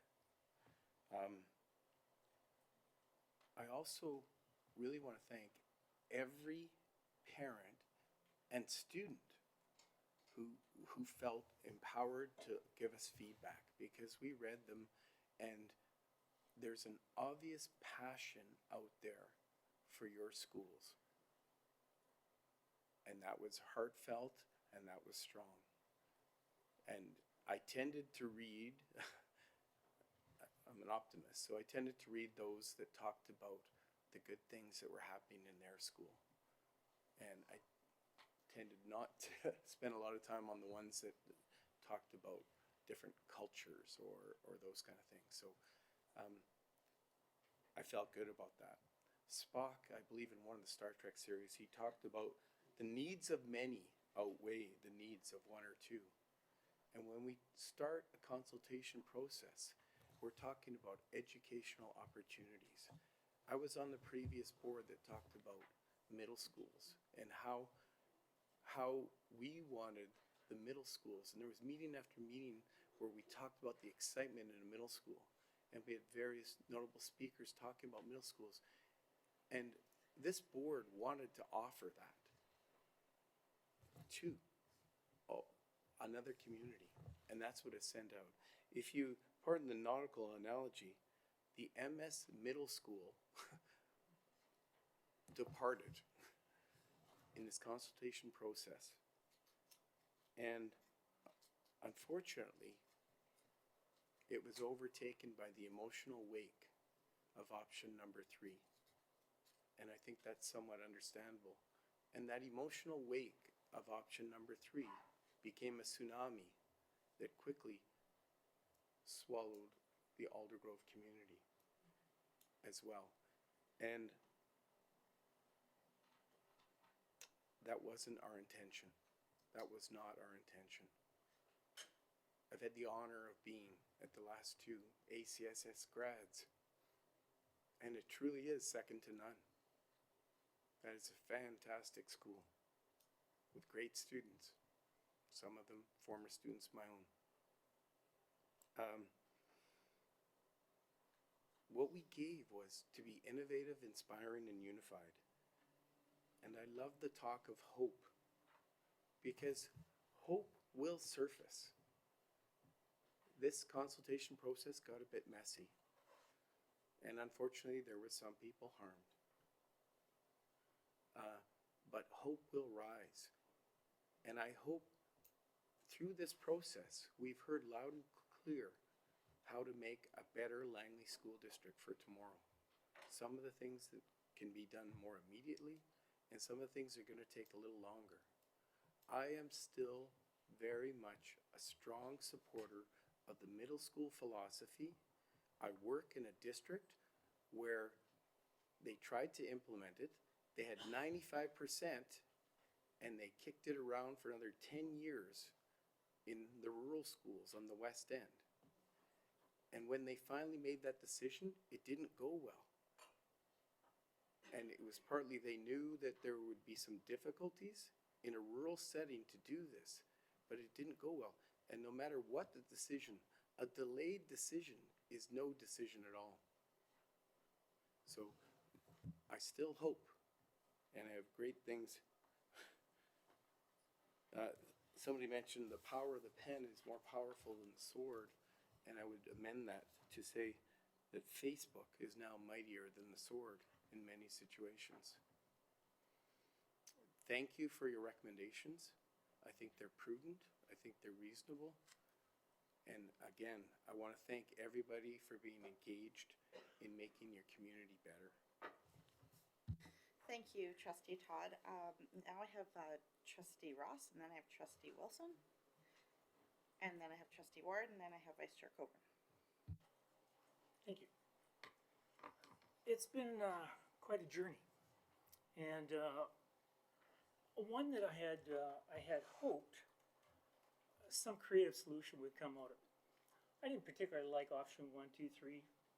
I was hoping for an option 4 or 5, something to that effect. I'd seen it before. I mean, and I've mentioned this in the past, so forgive me for repeating myself, but what we had at RE Mountain, when we were looking at what we're going to do in that area, it was really one of the custodians that came up with the suggestion that we should make RE Mountain the middle school and create a new high school. And much like what happened in Stafford and LSS, when we went out to the community, new ideas came out, new ways of doing things. And it was just, it's really, the wisdom of the crowd, I guess, is what I want to speak to. Well, one of the things that I really like about this district is that it's willing to do the difficult work and to ask difficult questions and have difficult conversations. This was a difficult conversation. I'm mindful of the Stockdale paradox, which comes out of the book Good to Great. If you get a chance, read it. But the Stockdale paradox speaks to this great truth. Confront the brutal truth without losing hope. We need to constantly confront the brutal truth. This is a district that has two regions, two schools that really are underutilized. We have a problem. That's the brutal truth. But we need to never lose hope that something great is going to happen in those schools or in our community. Some great idea is going to come along. So we should never lose hope. The second thing I want to talk about is that, that drawing up there that showed up earlier, that Woody put up there earlier on, and it has all of the district vision. And one of the things in there that's just really profound for me is it speaks about the importance of having a unified school district. Now, it doesn't say uniform, it says unified. And I quite like the fact that we have different ways of educating students in Langley. It's not a uniform district. And I like that. I like the fact that we got K to 5, K to 7, etc. in our district. So I'm comfortable with that. So my recommendation today anyway is that we've listened to the people. We really need to do something, and I'm quite excited about what you've mentioned here today as far as the things we need to stop doing and the things that we need to explore. I think there's some real good things on there. So I applaud your good work, and I thank you for the honesty and forthrightness. And I think we're going to make some prudent decisions here tonight. Thank you. Thank you. So we have Trustee Wilson now, and then over to Trustee Ward. Great. Thank you all for coming tonight. This is very difficult because I need to say what I was elected to say, but I definitely need to be mindful of not devaluing anything that the staff has done because I'm grateful for the work that they've done. So I've learned a lot through this process, not only about what consultation looks like from a trustee's perspective, but also about myself as a trustee. They say hindsight is 20/20, and looking back, I know I would have done things differently if I had them to do over. In my opinion, a large part of what caused so much stress and negativity throughout this process was the fact that for 2 years during the transition meetings, people slowly engaged in the concept that D.W. Poppy would become a middle high school. It took 2 years just to get that community to accept and support that idea. The transition committee was formed to set out a plan of making Poppy a 6 to 12 school. So when option 3 was presented and then almost immediately put to public consultation, in hindsight and in my opinion, I believe we moved too quickly. But with any experience, there's always learning to be done. When we know better, we do better. Providing equal opportunity in middle school experiences is definitely important to this district, and we know from everything we've heard that people want these experiences and want equal opportunities.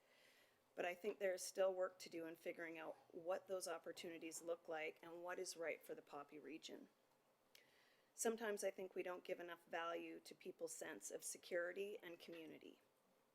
So I do want to thank the staff for all the work they did on the consultation process, and I also want to thank all the parents and students who participated and gave feedback. Thank you. Thank you, Trustee Wilson. I have Trustee Ward, and then Vice Chair Coburn.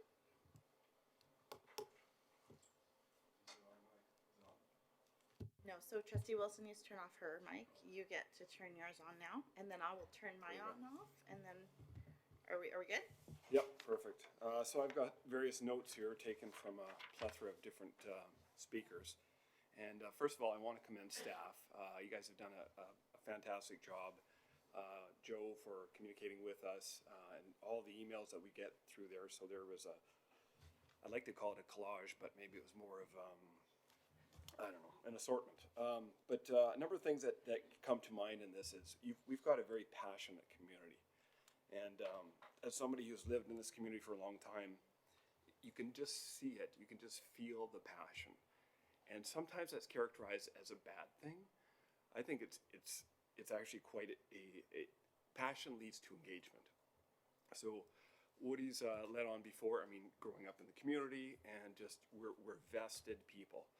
I've got 3 kids in different schools in the community, not in Poppy per se, but I'm just saying we've got a really invested community. So not only do I want to commend staff, but I want to commend the public. I know in these times where you are emotional, like I'm emotional now just speaking because I'm nervous, but it brews up inside you, and sometimes it comes out as anger. So, you know, I think it's good to forgive those in our community who might come up and on Facebook or other, although I don't like that.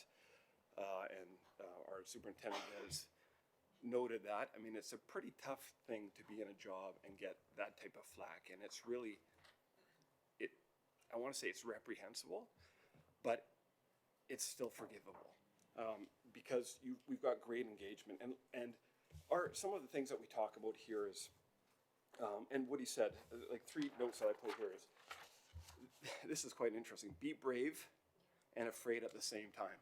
And I thought, wow, that's really interesting. And that goes back to what we talk about, tough conversations. This is a tough conversation. And it requires the creative element of your brain. I mean, that's work. It's not just a yes or no easy. I mean, you're thinking about all these things. Another one that here is, the heart of every relationship is in the conversation. I thought, wow, isn't that interesting? And sometimes through the tough lifting of ideas, not only do you get stronger, but these relationships form and the bonds grow over time. So I just think overall, as much as it was messy, and I know staff got a lot of flack, and it's easier for me to say because you guys did the hard work, I'm glad that our community engages in a robust way. I wrote down like robust consultation, robust conversation. Our staff, like, I'm really impressed just being part of this community. Like, we're not doing, like, we're making decisions. Our staff is doing the work, and you guys are doing the work. You're showing up.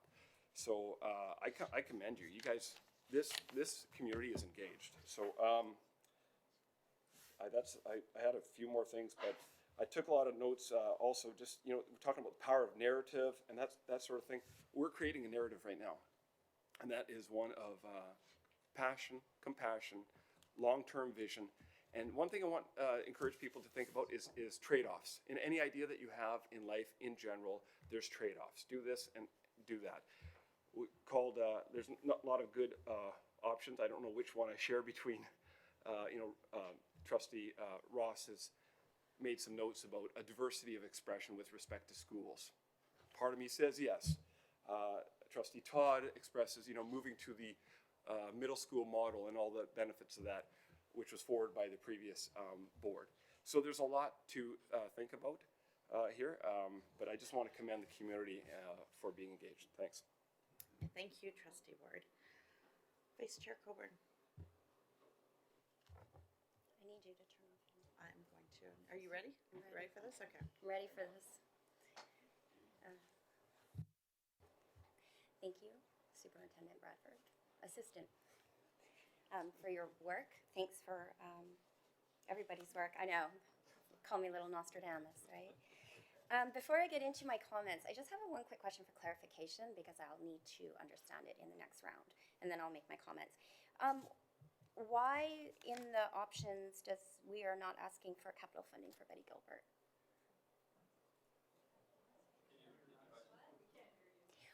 So in the recommendations, in all of our options, we asked to resubmit for Poppy, right? Why aren't we asking that for Betty Gilbert? If part of the issue that's come back from the feedback is that, walking across the fields and all of these things, then why don't we submit for them? That's just that will be coming next, but here are my comments. I have lots of words, always. The first thing I'd like to say is to Mr. Linden. You are so very gracious. My very first school visit as a trustee was to Aldergrove. I picked it specifically because I know awesome things come out of schools that other people don't want to send their kids to. So I know exactly, and to you, Mr. Puzek, who was there first. I did my first convocation address at Aldergrove. It was wonderful. It's a wonderful community there. The kids there are wonderful. The teachers there are wonderful. I think that Mr. Linden, I never expected as a result of a conversation that you would have to come here and defend a school. If I had known that this would have happened, I would have never supported a motion to go get information. Information. These are kids. These are parents, these are families, these are grandparents. I'm not sending my kids to those kids, those people, right? You have modeled exactly what we need to do as adults when we are faced with something that makes us emotional. I heard somebody say that the kids were very emotional, that we were all very stressed out, it was awful. Kids pick up what we give them. I can imagine the kids at Aldergrove were very, very, very comfortable in what was maybe going to happen to them because what was modeled to them was exemplary. And I am so impressed with you, Mr. Linden. And I just wanted to say that. Hindsight, right? 2020, when I first ran for an election, I never thought I'd get emails where I was called an idiot.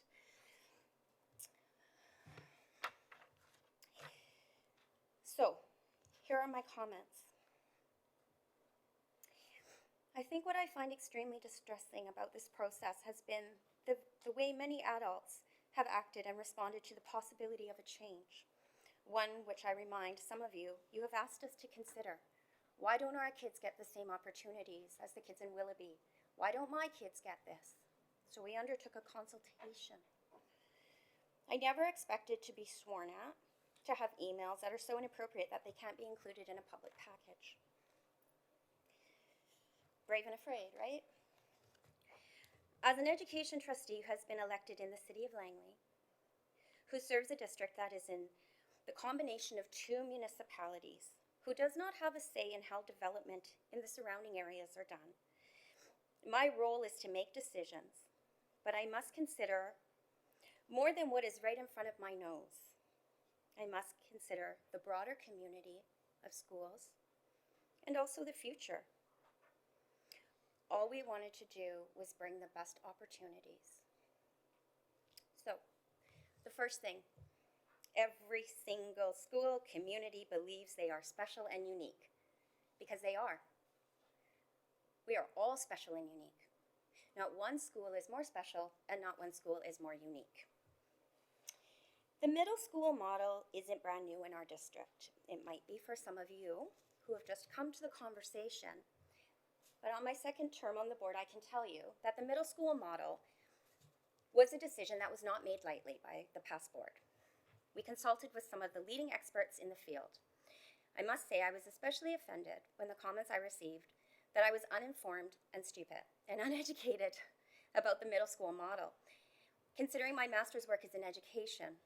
But I guess a random link from something pulled off Google trumps the years of scholarship the district considered and brought for us prior to adopting the model. My colleagues and I are human beings. I find it alarming that I have to remind some people that, and you might not be in the room, you might be hiding behind a computer. What I cannot believe is the insinuation of the character of my colleagues at the table. That they aren't transparent, that we already had our mind made up, that this was a farce. Some of us want to get reelected. Wasting time and money isn't a good way to do that. And secondly, irrespective of that, our job is to do what's best for children, and wasting staff time and pitting two communities against each other is not something that we would do willfully and for no good reason. We were looking for information. I deeply resent any insinuation that this decision was already made. That's an accusation that isn't fair. We trust our staff. They are paid to go out and get information and bring it to the board, and then the board votes on it. That is how it works. It is our function. In a perfect world where the provincial government funds public education properly, we could do whatever we wanted for all kids and all families. But that's not the reality of the situation, and public education is always forced to do more with less. We are doing the absolute best we can, and the staff in this district is second to none, best in the province, 100%. I ran for this board after the Stafford LSS. I didn't like that one bit, and I swore up and down that I was going to come to this district and show them what's up. And I came here, and I was right away in the LSS consultation. What a nightmare. For those of you who were watching that consultation, we selected an option that wasn't even on the table.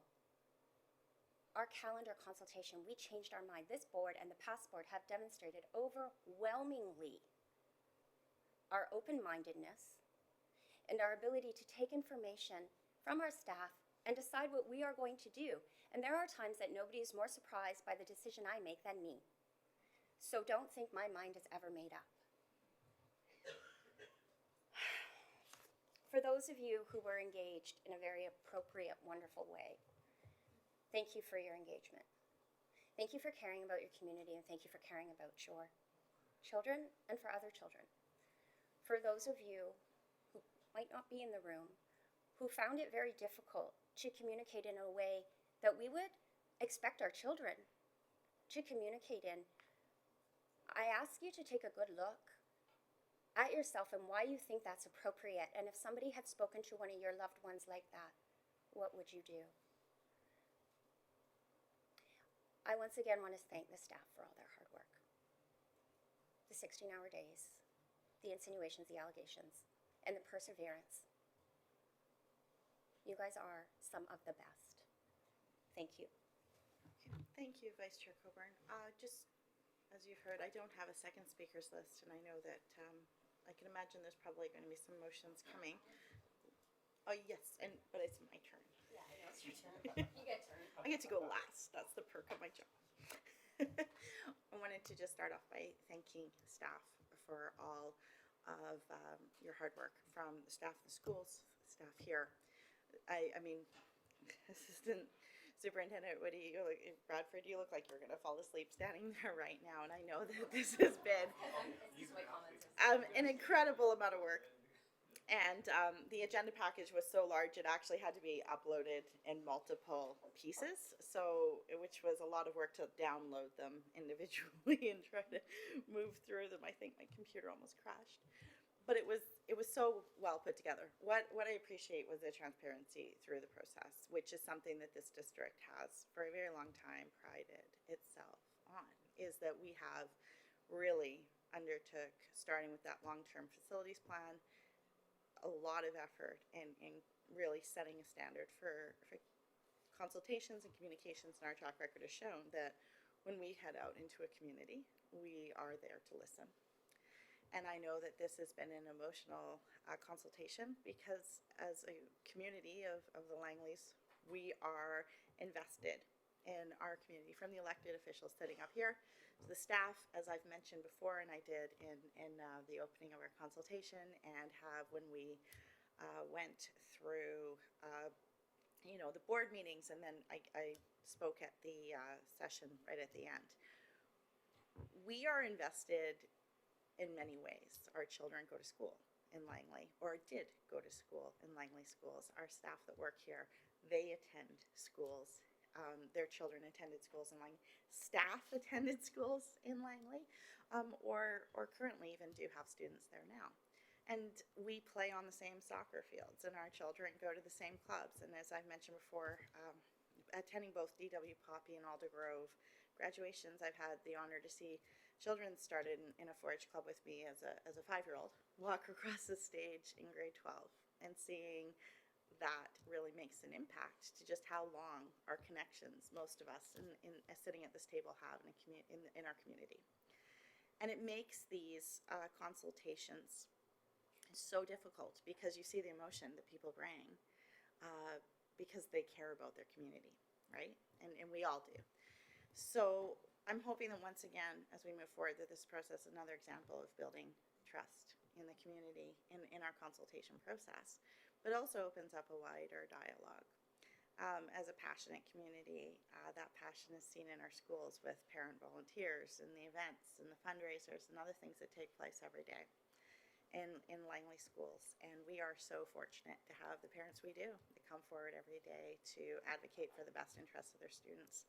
I do want to say, though, as staff, I know that you've received an incredible amount of stress from this, and you've done this work at the request of the board. And I do want to commend you for the work that you've done. And I do hope that tonight, when you go home, you take a very long time to relax and come right back at it to start again. Alrighty. So on that, we have a mover and seconder to receive the report for information at this point. All those in favor? Okay, we received the report. So now I believe that Vice Chair Coburn, who is looking at me, would like to move a motion. Am I correct? Yeah, just one. Okay. So I would like to move that the Board of Education take option number 3 off the table. So that motion is moved. Could we please get a seconder? Seconded by Trustee Todd. So on that, I assume the mover would like to open debate on that, and then I will take a speakers list on the motion we have on the floor before us.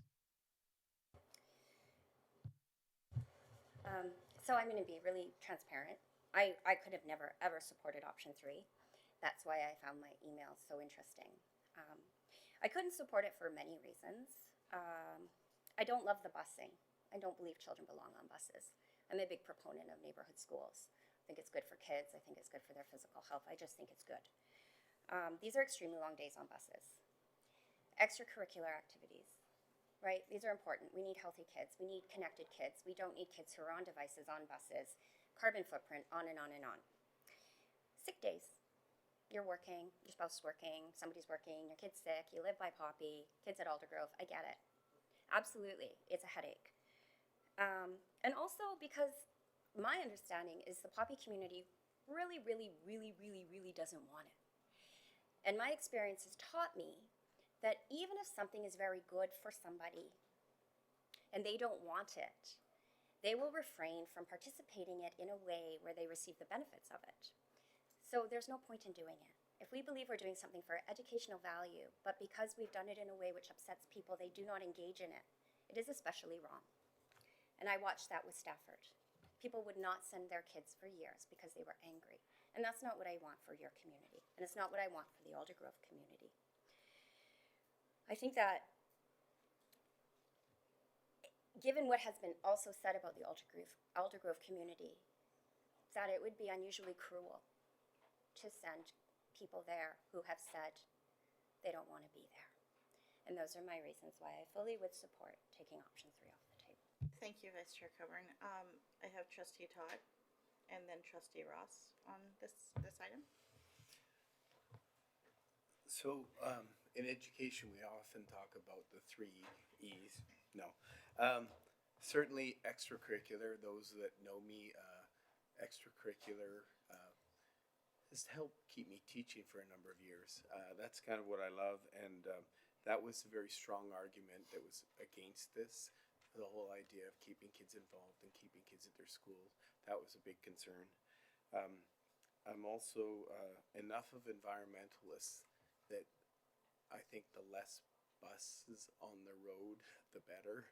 And And the last one is the example. I've never believed in closing schools that mean so much to a community.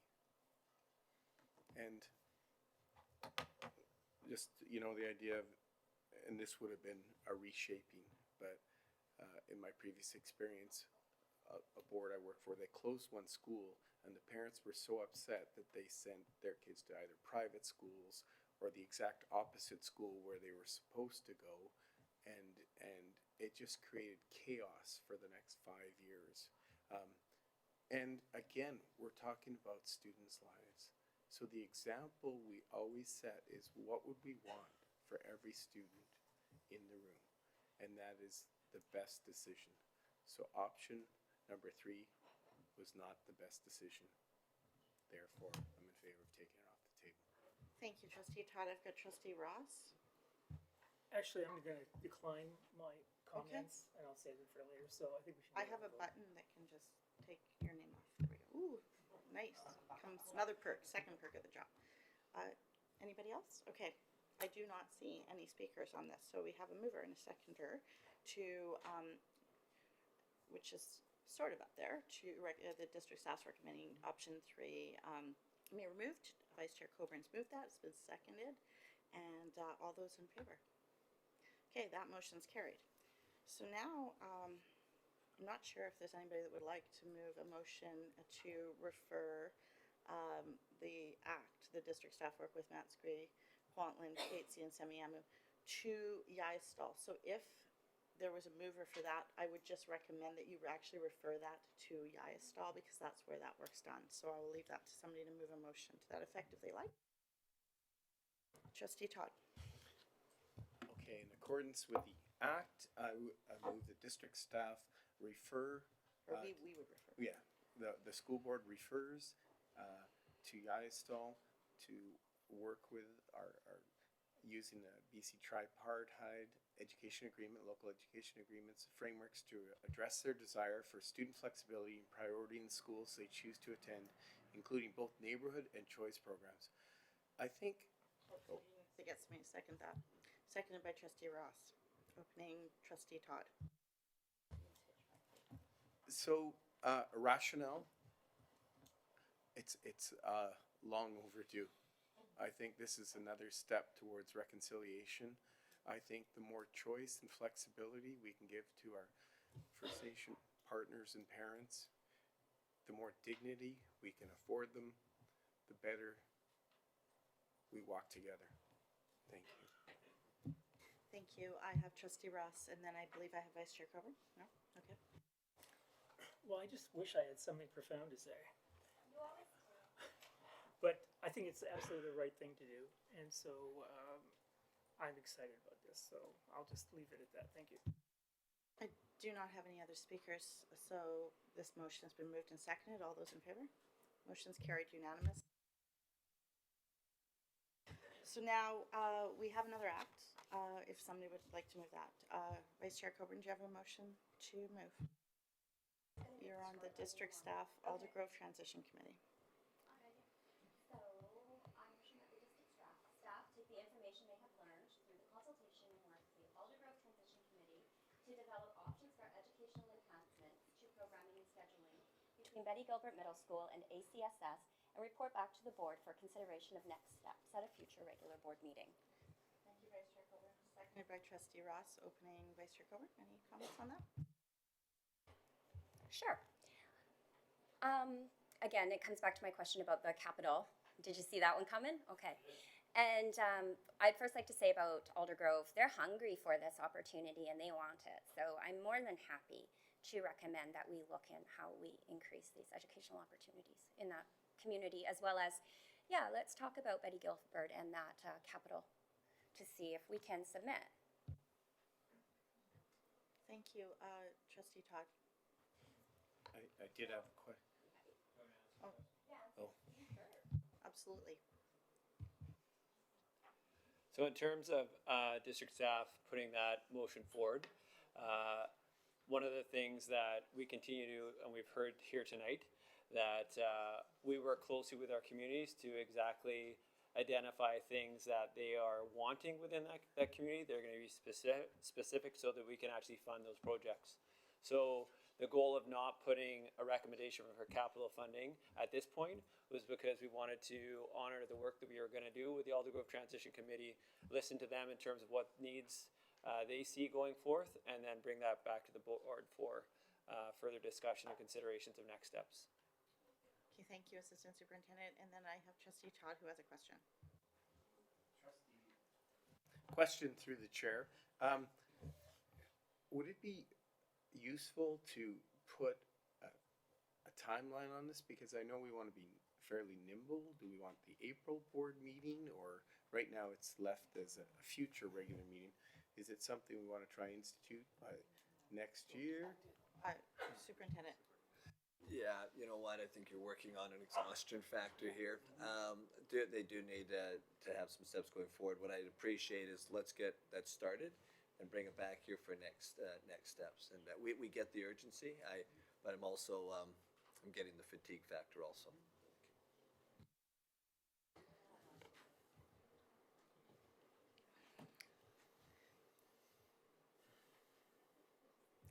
Thank you for coming out tonight. All right, so we have the motion moved and seconded. We've heard from both the assistant superintendent, and superintendent. Are we all exhausted at this point? And I don't have any other speakers on the list. So if we're ready to vote, I'll call the question. All those in favor? Motion's carried. If you could flip to the next slide.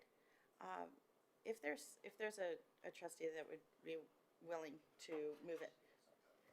Awesome. I just going to make a suggestion on how I think maybe for staff, after hearing what the superintendent said, I think these items may want to be considered together as something to refer back to the staff, to then come to finance and facilities for prioritization, to then come back at a meeting, because so that all three of these we could receive some information on, if that's a motion. But I will leave this to trustee who would like to move a motion. I have Trustee Wilson first.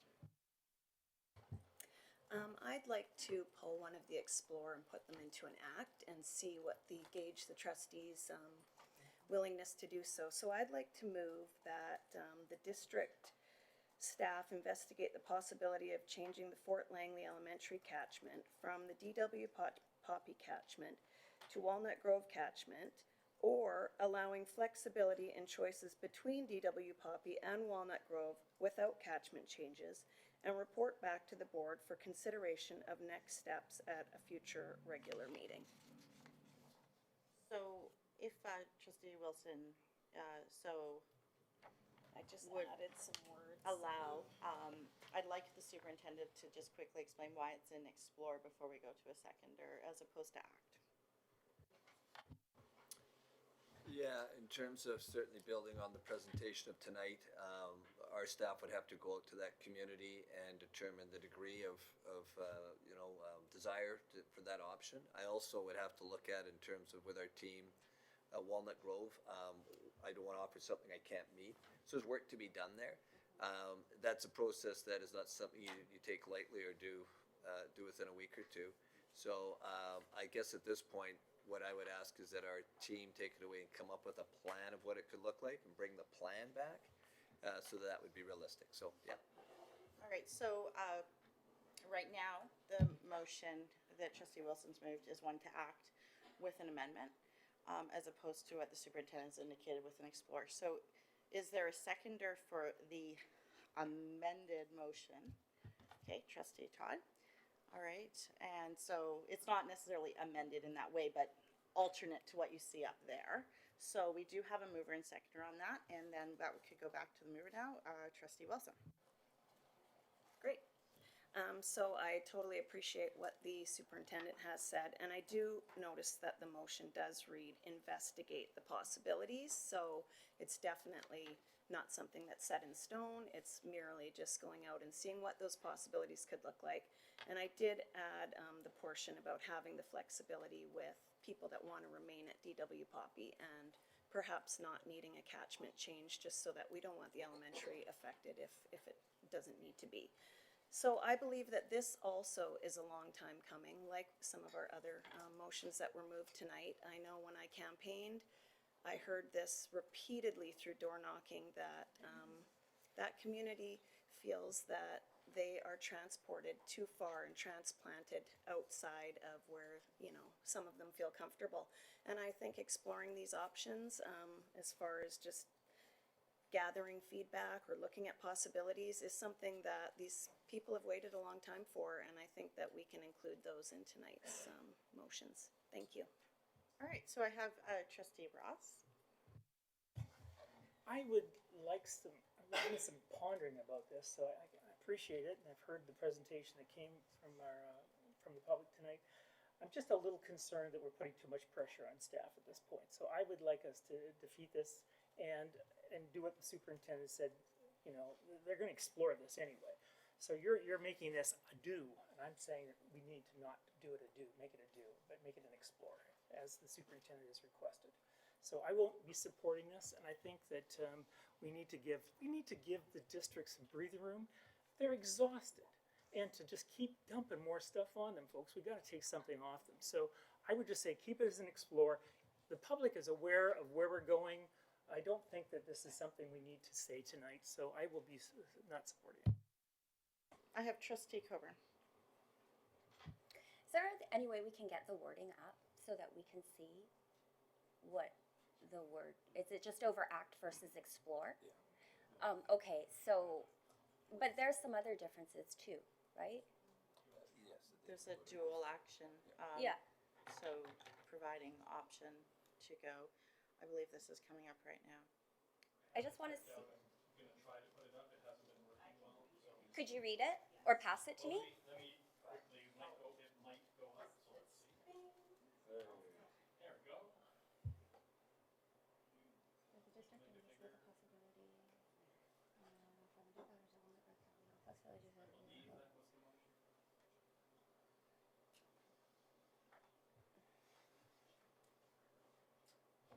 Okay, so I think this is excellent, and I think it's long overdue. And I think that a benefit of the consultation has been that we've heard some things that we need to do. So we went out to try and do something for one community, and in the end, we're going to help some other communities. And so I'm always very excited about that. Fort Langley's always been a question mark for me, and why it is the way it is. So I'm happy to do this. I do like the idea of no catchment changes. That's way too much administrative. I do have concerns with ACT, and not just because of this consultation. It's a big school district. We have lots of schools. We also have a lot of pressure. We've had some restored language. We've had some troubles with staff. Like, it's a tough time in public education. We're losing more funding. We don't know what our funding model is going to look like, heaped on top of what everybody's already been through. I don't see the rush. Again, everybody here has seen us. We are accountable. It's the plan. I think we need to give them the mental headspace so that they can have a Merry Christmas. So I cannot support it as ACT. So, Trustee Todd.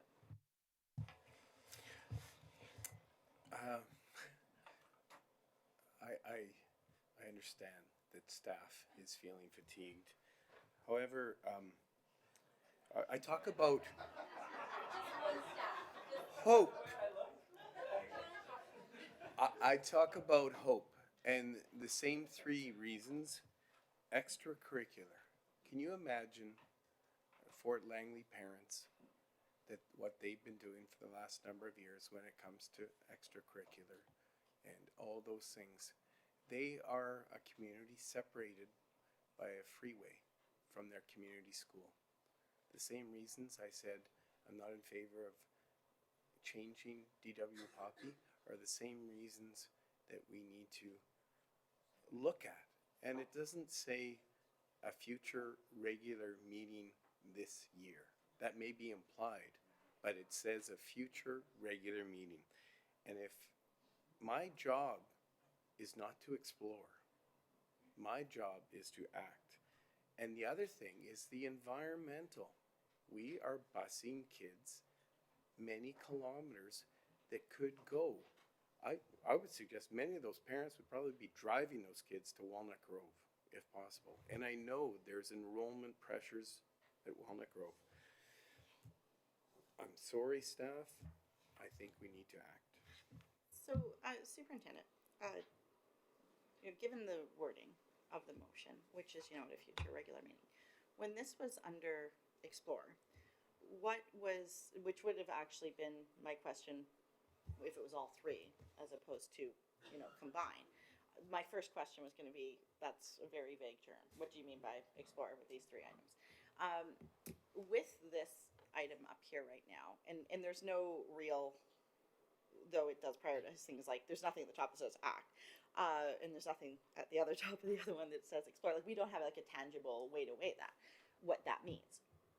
If you had a motion like this up here and this board passes it and it goes to you, and it's, something that the board has obviously, some trustees have expressed this as wanting to be a priority, where would you be putting this in relation to if it had stayed under explore heading versus what you see before you? And the reason why I'm asking that is because as a board, we're always mindful of, the work plan. So tonight, for those here, you're not seeing the whole work plan. What you're seeing is a part of the work plan in a larger long-term facilities plan. So I'm trying to understand, if you've listed this under explore, it's obviously something that's come out of consultation.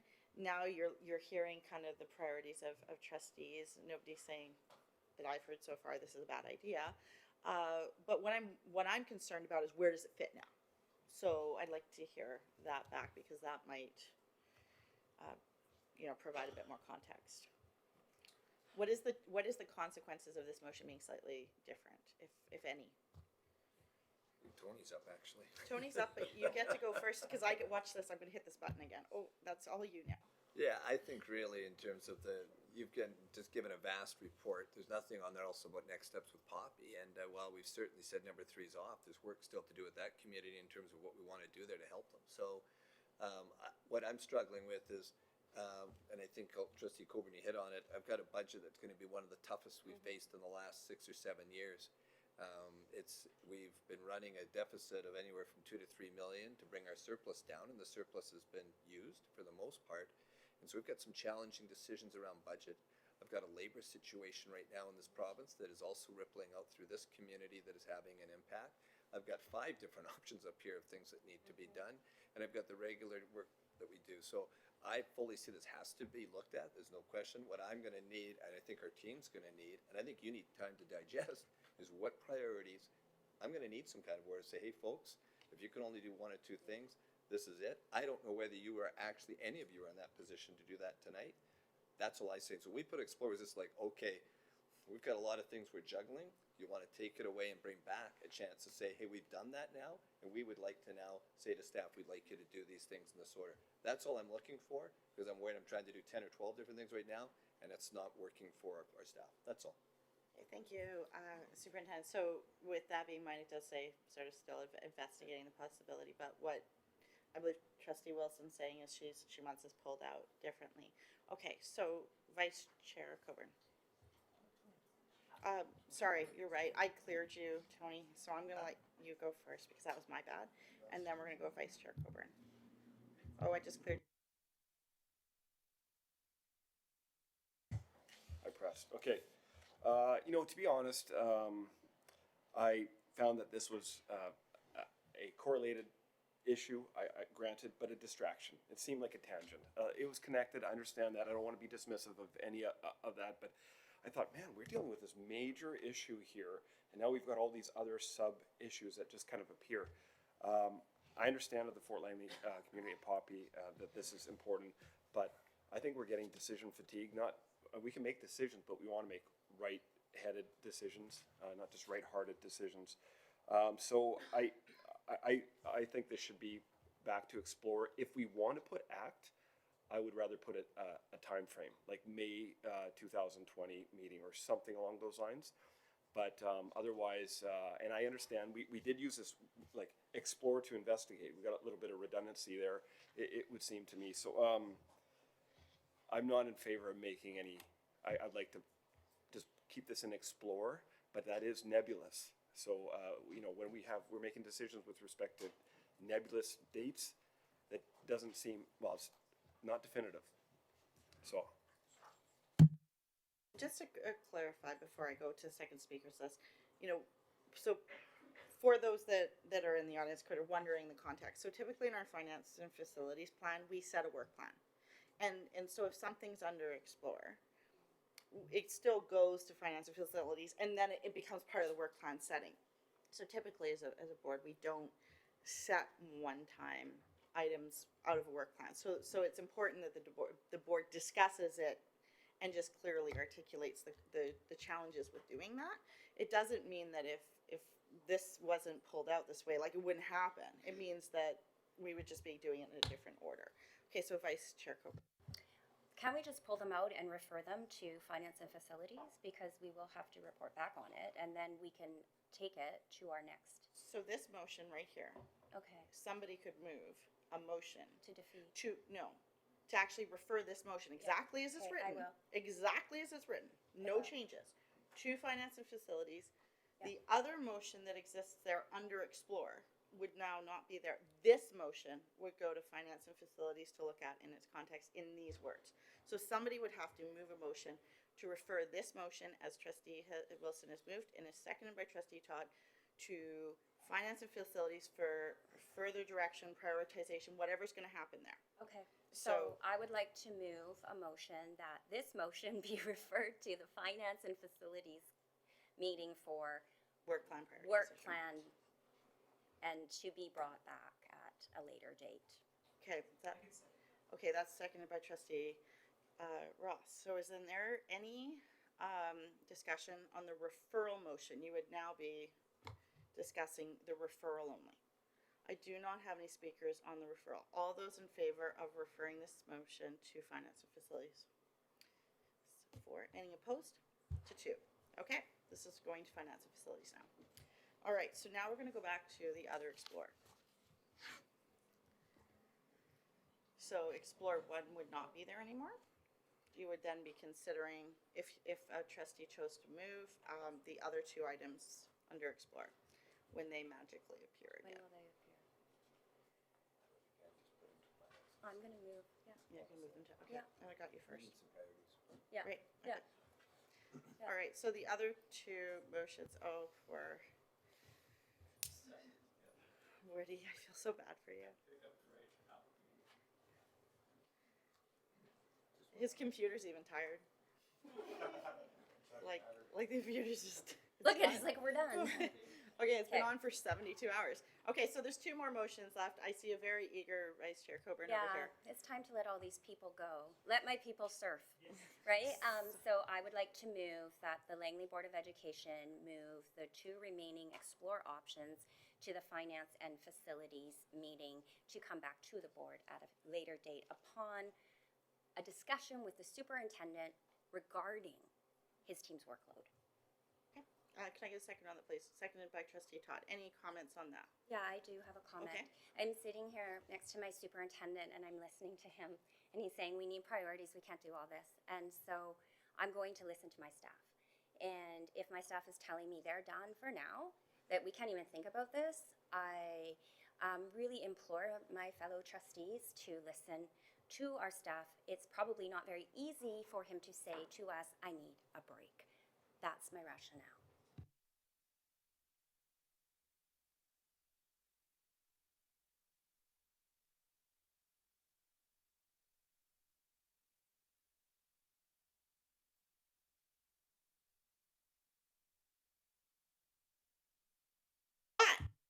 Oh, sorry. What I want to do is offer anybody who would like to go home a 5-minute break. If I could get a trustee to move a recess, because some people may need to go to the washroom. Okay, moved and seconded. All those in favor. We will be back in 5 minutes. Shelley and David for a recess. Okay.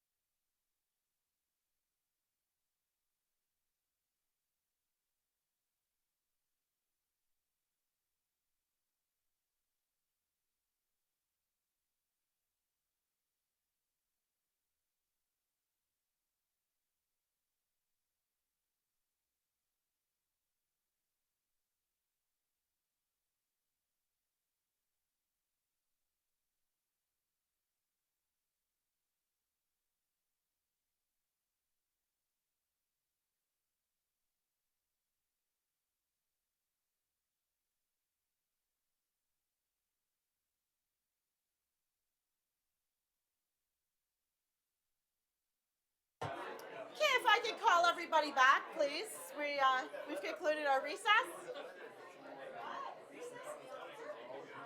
It's about 4 minutes. Are we? Do you need to still go to the? Sorry.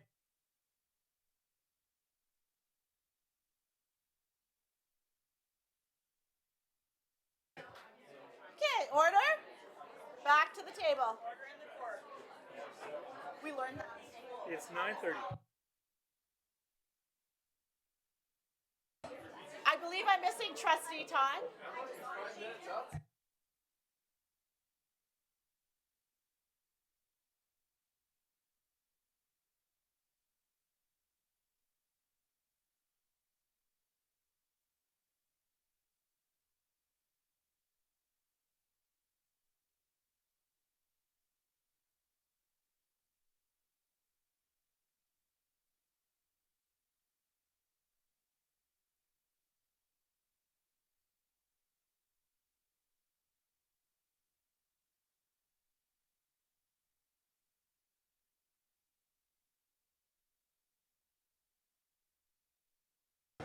Okay, so I'm missing Vice Chair Coburn.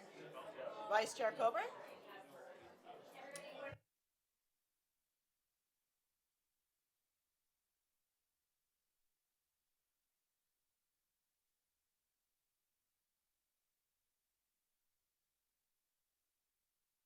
Okay, well, we have quorum. Secretary Treasurer? Brian. We can't conduct the meeting without you.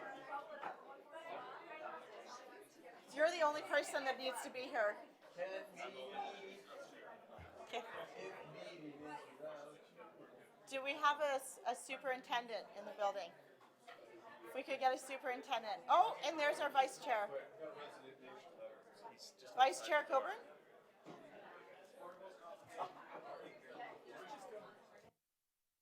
All right, so I'm going to call the meeting back to order, sort of. I know, somebody get me a gavel for Christmas, please. Thank you. Thank you. Okay, so we're here, we're back. We're going to now move on to a couple items that were added or moved off the consent agenda. So the first item is an item that was on consent agenda. It was the menstrual products administrative procedure. So I know that Trustee Wilson had some questions related to that. So Trustee Wilson, if you'd like to share your questions, and the Secretary Treasurer through the Chair can answer those for you. Great, so I did see this in the consent agenda, and people maybe have noticed that there was administrative procedure section suddenly, and I just wanted to explain that it comes out of our work with consolidating our policies and administrative procedures and going through a whole process with that. So I'm hoping that when we have more discussion that we will make them not part of the consent agenda, but for now that's how we were doing it. So I just had a quick question. I don't know if people had a chance to read it. It was page 16.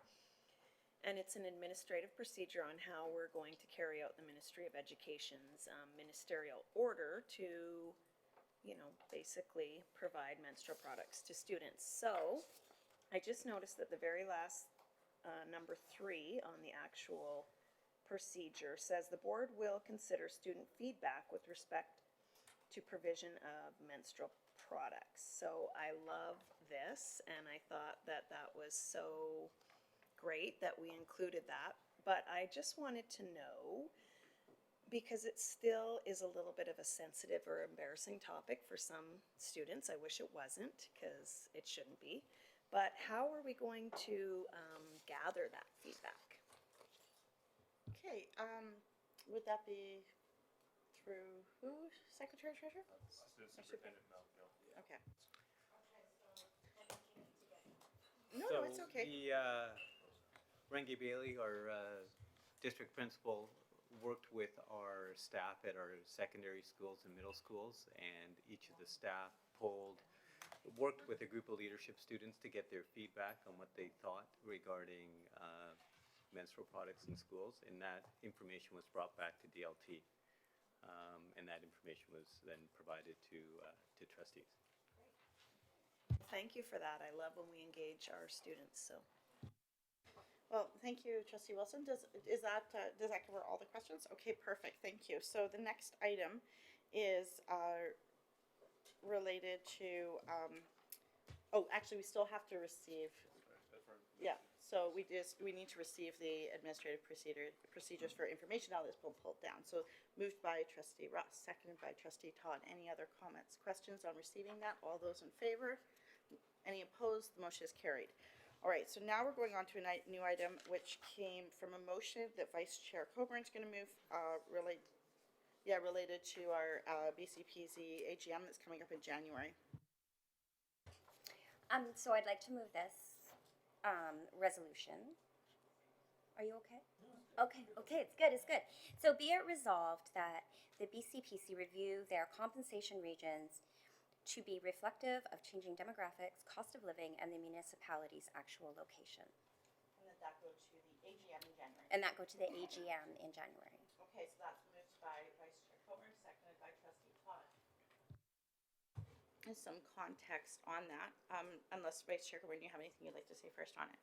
No, do you want me just to provide the rationale? Yeah, actually, why don't you do that, and then I'll just explain the context of the AGM. Okay, so the rationale is the two municipalities of Langley are located in the Metro Vancouver region. The Langley Board of Education is requesting the support of BCPC to move the Langley School District from the Fraser Valley Regional District Grid to the Metro Vancouver Regional Grid. The grid is not reflective of the reality of our district and presents a challenge in attracting and retaining staff in one of the fastest growing municipalities in the province. This is not an issue which is unique to only the Langleys, and as a result, we believe that BCPC should undertake a larger review. So this has been an ongoing saga for a number of years. We have gone to the BCSDA, we have approached the minister. Langley, as a municipality, we're part of the Metro Vancouver region. As a school district, we're part of the Fraser Valley region, and there is implications to a wide variety of different staff that work within the district. It also creates challenges on how we're consulted, and we have this fast-growing municipality. So as a board, we've knocked on everyone's door, and now BCPC's board has said this is where this motion should come. The AGM is in January, and our board will submit that motion, and hopefully all goes well. So, all right, any other comments on that? No? All right, seeing none, all those in favor? Any opposed? The motion's carried unanimously. Thank you very much. All right, so we do not have any further business. We now move to question period. Now, before we open question period, I have my spiel, which I get to read. Oh, yeah, that's right. I need to flip the page. Everybody, can you get me a Christmas break? Sorry, we're on 10. I lied. We are going to trustee comments now, so I'm going to start on.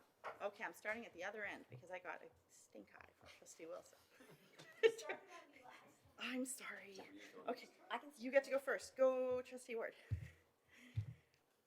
I don't know why you can't start in the middle sometime. Start once. Okay. We all spoke at length tonight on various issues. I applaud people for coming out. Thank you very much for being engaged in your community. Obviously, it matters to everybody, especially if you have kids. I just want to wish everybody a Merry Christmas and a Happy New Year. And I think we've done some good work here tonight, and hopefully you understand that we are trying to be open and transparent as best we can. We are independent-minded people, and just want to thank you again. So. Trustee Ward. Vice Chair Coburn, are you ready? I'm sure you all want to hear me talk more, so I won't. Thanks for coming. Thanks for your year, your hard work, your dedication, and your engagement. And I hope you all have a wonderful break, especially some people more than others. Okay, I'm going to go to Trustee Todd because I'm scared of Trustee Wilson. Thank you. So last week I had certainly the second term, one of those moments that I was particularly proud of our district. I attended it's kind of a follow-up to the Community Youth Forum. So basically what we need to do, first steps, it's brought together, I think there was over 30 different agencies there, as well as the school district, in response to the summer that we had, where unfortunately we did lose youth in our community. And it's a response. I was so proud that the district was leading the conversation but we've talked to students first, and this is engagement in action. And I just, you know, again, our staff is exemplary, and what they put into it day and night is amazing. And it's to make a better Langley for all of us. And certainly when it comes to our youth, we're going to be at a better place tomorrow than we were yesterday. So thank you again to everybody involved, and it's made me optimistic about the community of Langley. Thank you, Trustee Ross. We're a great district, and it's made up of great people, great staff, great community, great parents, great students. And I just want to encourage everyone to go out and have a drink. And I'd like you to go and drink in some good books. And so Let My People Go Surfing is my book I'm reading right now, and it's the Education of a Reluctant Businessman. And it's the sort of the bio of the guy who started up Patagonia, millionaire, billionaire guy. Really interesting character, so it was quite inspiring for me. So be inspired this Christmas and read a good book. Thank you, Trustee Ross. Trustee Wilson. Wow, okay. I was thinking we were going to drink something else, but books are great too. I am grateful for the opportunity to be a trustee here and to get to be a part of all the wonderful things that have been going on over this Christmas break especially. Tonight's choir was such a treat. I attended Espressivo at DW Poppy the other night. Amazing. Short reads, pancake breakfast, watching those kids on Santa's Knee. Ugh, like my kids are older and kind of grumpy, so it was beautiful. I just want to say thank you all for coming, and I hope you all have a Merry Christmas, everybody. And I will echo the sentiment of my fellow trustees. This has been a busy but exciting school year or calendar year. We still have more. The school year, and we're heading into the Christmas break, and over the holidays it's really a great opportunity to come together with your family, friends, surrounded by loved ones, and reflect and come back recharged as we head into the new year.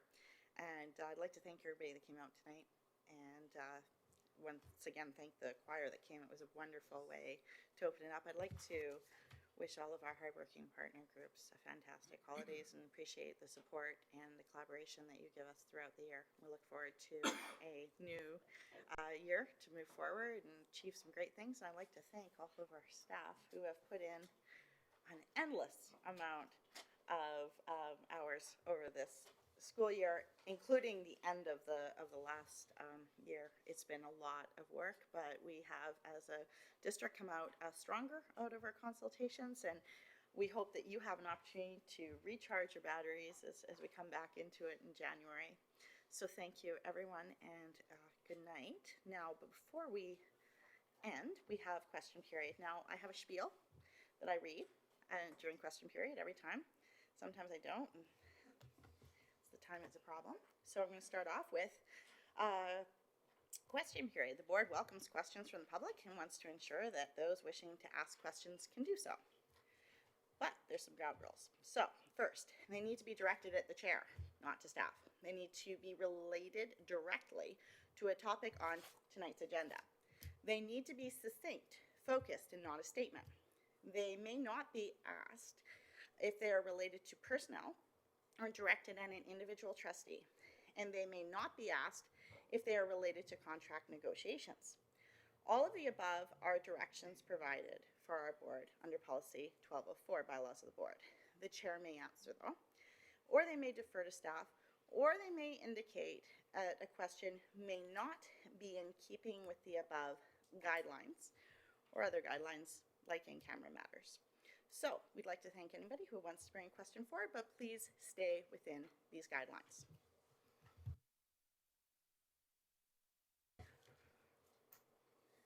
Oh, and you have to state your name also. I'll state my name. I am Jana Hikichi. I'm a parent at Peterson Road and Poppy, and alumni, actually. So, good evening. I just have a question. As school district staff notice, so this is obviously to do with the middle school consultation, As the school district staff have noted, the majority of participants in the consultation do not support any of the options presented in order to implement the middle school model in the Poppy family of schools. So, but in reviewing many of the online submissions included in the agenda package, I noted another very strong theme, which I didn't see mentioned. Many members of the DWA Poppy community do not wish to force our geographically enormous catchment into a middle school configuration at all. This is not for lack of support of a middle school model idea, but more for a lack of support in our low population, large catchment. I feel like our Langley School District is very diverse. Each different school catchment is very unique and different, and I think maybe we need to even go back one step further and look to see whether the middle school model really makes sense in our huge catchment. I believe that maybe we can think outside the box, do a little more middle school ideas, but possibly in a K to 7, 8 to 12 configuration, so as to keep our younger kids closer to their families. Do you have a question? So I do have a question. So basically my question is this an option that the board would be willing to consider? So as you saw tonight, there was a motion to go back in and explore and discuss with the DW Poppy region. And during those opportunities, you have an opportunity to express a multitude of things. As you saw out of the decision of the board tonight, many things that weren't ever on the table were considered. Right. But as of this point, or this district had back in 2012 made a decision to convert to a middle school model. Right. And if there was going to be a change, there would have to be a change from the board by way of a motion and a change of our long-term facilities plan. So at this point, the board is asked for our staff to go back out and consult with DW Poppy in the Alder Grove region. It's on the explore side, so explore Right. the options. Okay. And during that time, you would have the opportunity to bring whatever ideas you had forward. But a question like that, we couldn't answer at this point. Okay. Okay, so thank you very much. Okay, thank you. Okay, any other questions that meet the guidelines? Please state your name. Anne Richardson, and I'm from Topham Elementary School.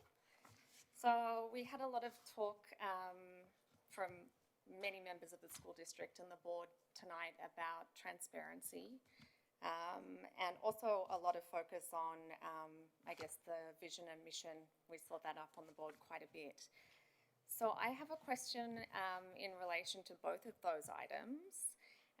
So with regards to decisions being made in camera, I'm just wondering what the rights of the parents are if a decision is being made about their child or their appeal, given that the trustees' names are all publicly available. I'm sorry, do you have a specific question to our agenda tonight? Yes, if you're asking a specific question about an in-camera matter, which it sounds like you might be going to, then that question unfortunately would be out of order, but would be something which you could discuss later, but not at the Yeah, I guess podium it's during more of question an period. administrative question. Then that would not be a question period question, and you Okay. I could come and speak to you at the end, but that's not a question for Sure. question period. So you're not happy to just hear what I have to say? Like I Not said, if in it- relation to, the school district, there has been a lot of talk about Right, but this transparency isn't a question tonight. about it's not an appropriate place, it's not a question, but a question. I'm not period, so- asking for specific information about the in-camera meeting. I'm asking overall, when there is an in-camera meeting, what are the parents' rights? That's not an terms- item that was on our agenda, so I'd like to ask you to take a seat, please.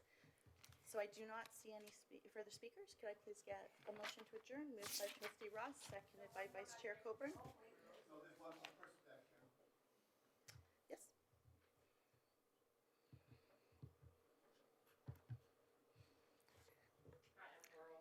Yes. My question is, coming out of panic from Poppy, Mhm. I'm the head of the pack of Poppy. We heard on almost every single slide tonight about Fort wanting to separate out of Poppy's catchment. Emphatically, that is a small minority that is saying that. My question to the board is, how are we going to hear all the other voices? We're talking about a 4-block radius that speaks very loudly, but losing Fort out of Poppy is an extreme hit to our school. My 3 sons have come through Fort and into Poppy. And tonight, on almost every slide, that took precedence over all of Aldergrove and all of Poppy. Is your question, how will voices be heard? How on earth are we going to hear the other huge part of Fort's catchment and not Bedford Landing? So, as you saw, there was a decision on the board to continue to have that as an explore, which means that the staff will put together some sort of consultation related to Fort Langley for that that consideration, just like any other consultation to change things. So that's how that. And a secondary question too, can we get Poppy back in this? We've saw complete respect for First Nations, for Fort's concern, for adding educational opportunities to Aldergrove. So I'm sorry. Somehow Poppy has fallen off this docket tonight. Okay, so one of the motions under explore was to work with Poppy also. So that was one of the last ones of the 3 was a motion to go back and consult with the transition team at DW Poppy. It just, that particular motion was so loosely written 2 years into the process, that feels like almost impossible to get the transition committee to start again on such a loosely written motion when this whole meeting, Poppy almost was to the wayside. Right, so that's something that, as we're moving forward, we will meet with PAC and the transition committee to look at that. That's why it's under explore. The staff needs to now go back with all the information. As you saw the size of this package, there's a lot of work to do. So to answer your question, we will be continuing to work with Poppy. There needs to be some time to take this and identify the issues. But I would be more than happy to sit down and talk to you at the end of the meeting about some of your concerns. The purpose of question period is just to ask a very direct question, though I do hear you have a lot of concerns. Thanks. And I'm happy to speak to you about those. So thank you very much. Are there any questions? Okay, seeing no further questions, we did have a mover, Vice Trustee Ross, and our seconder was Vice Chair Coburn to adjourn. All those in favor? Thank you. Good night.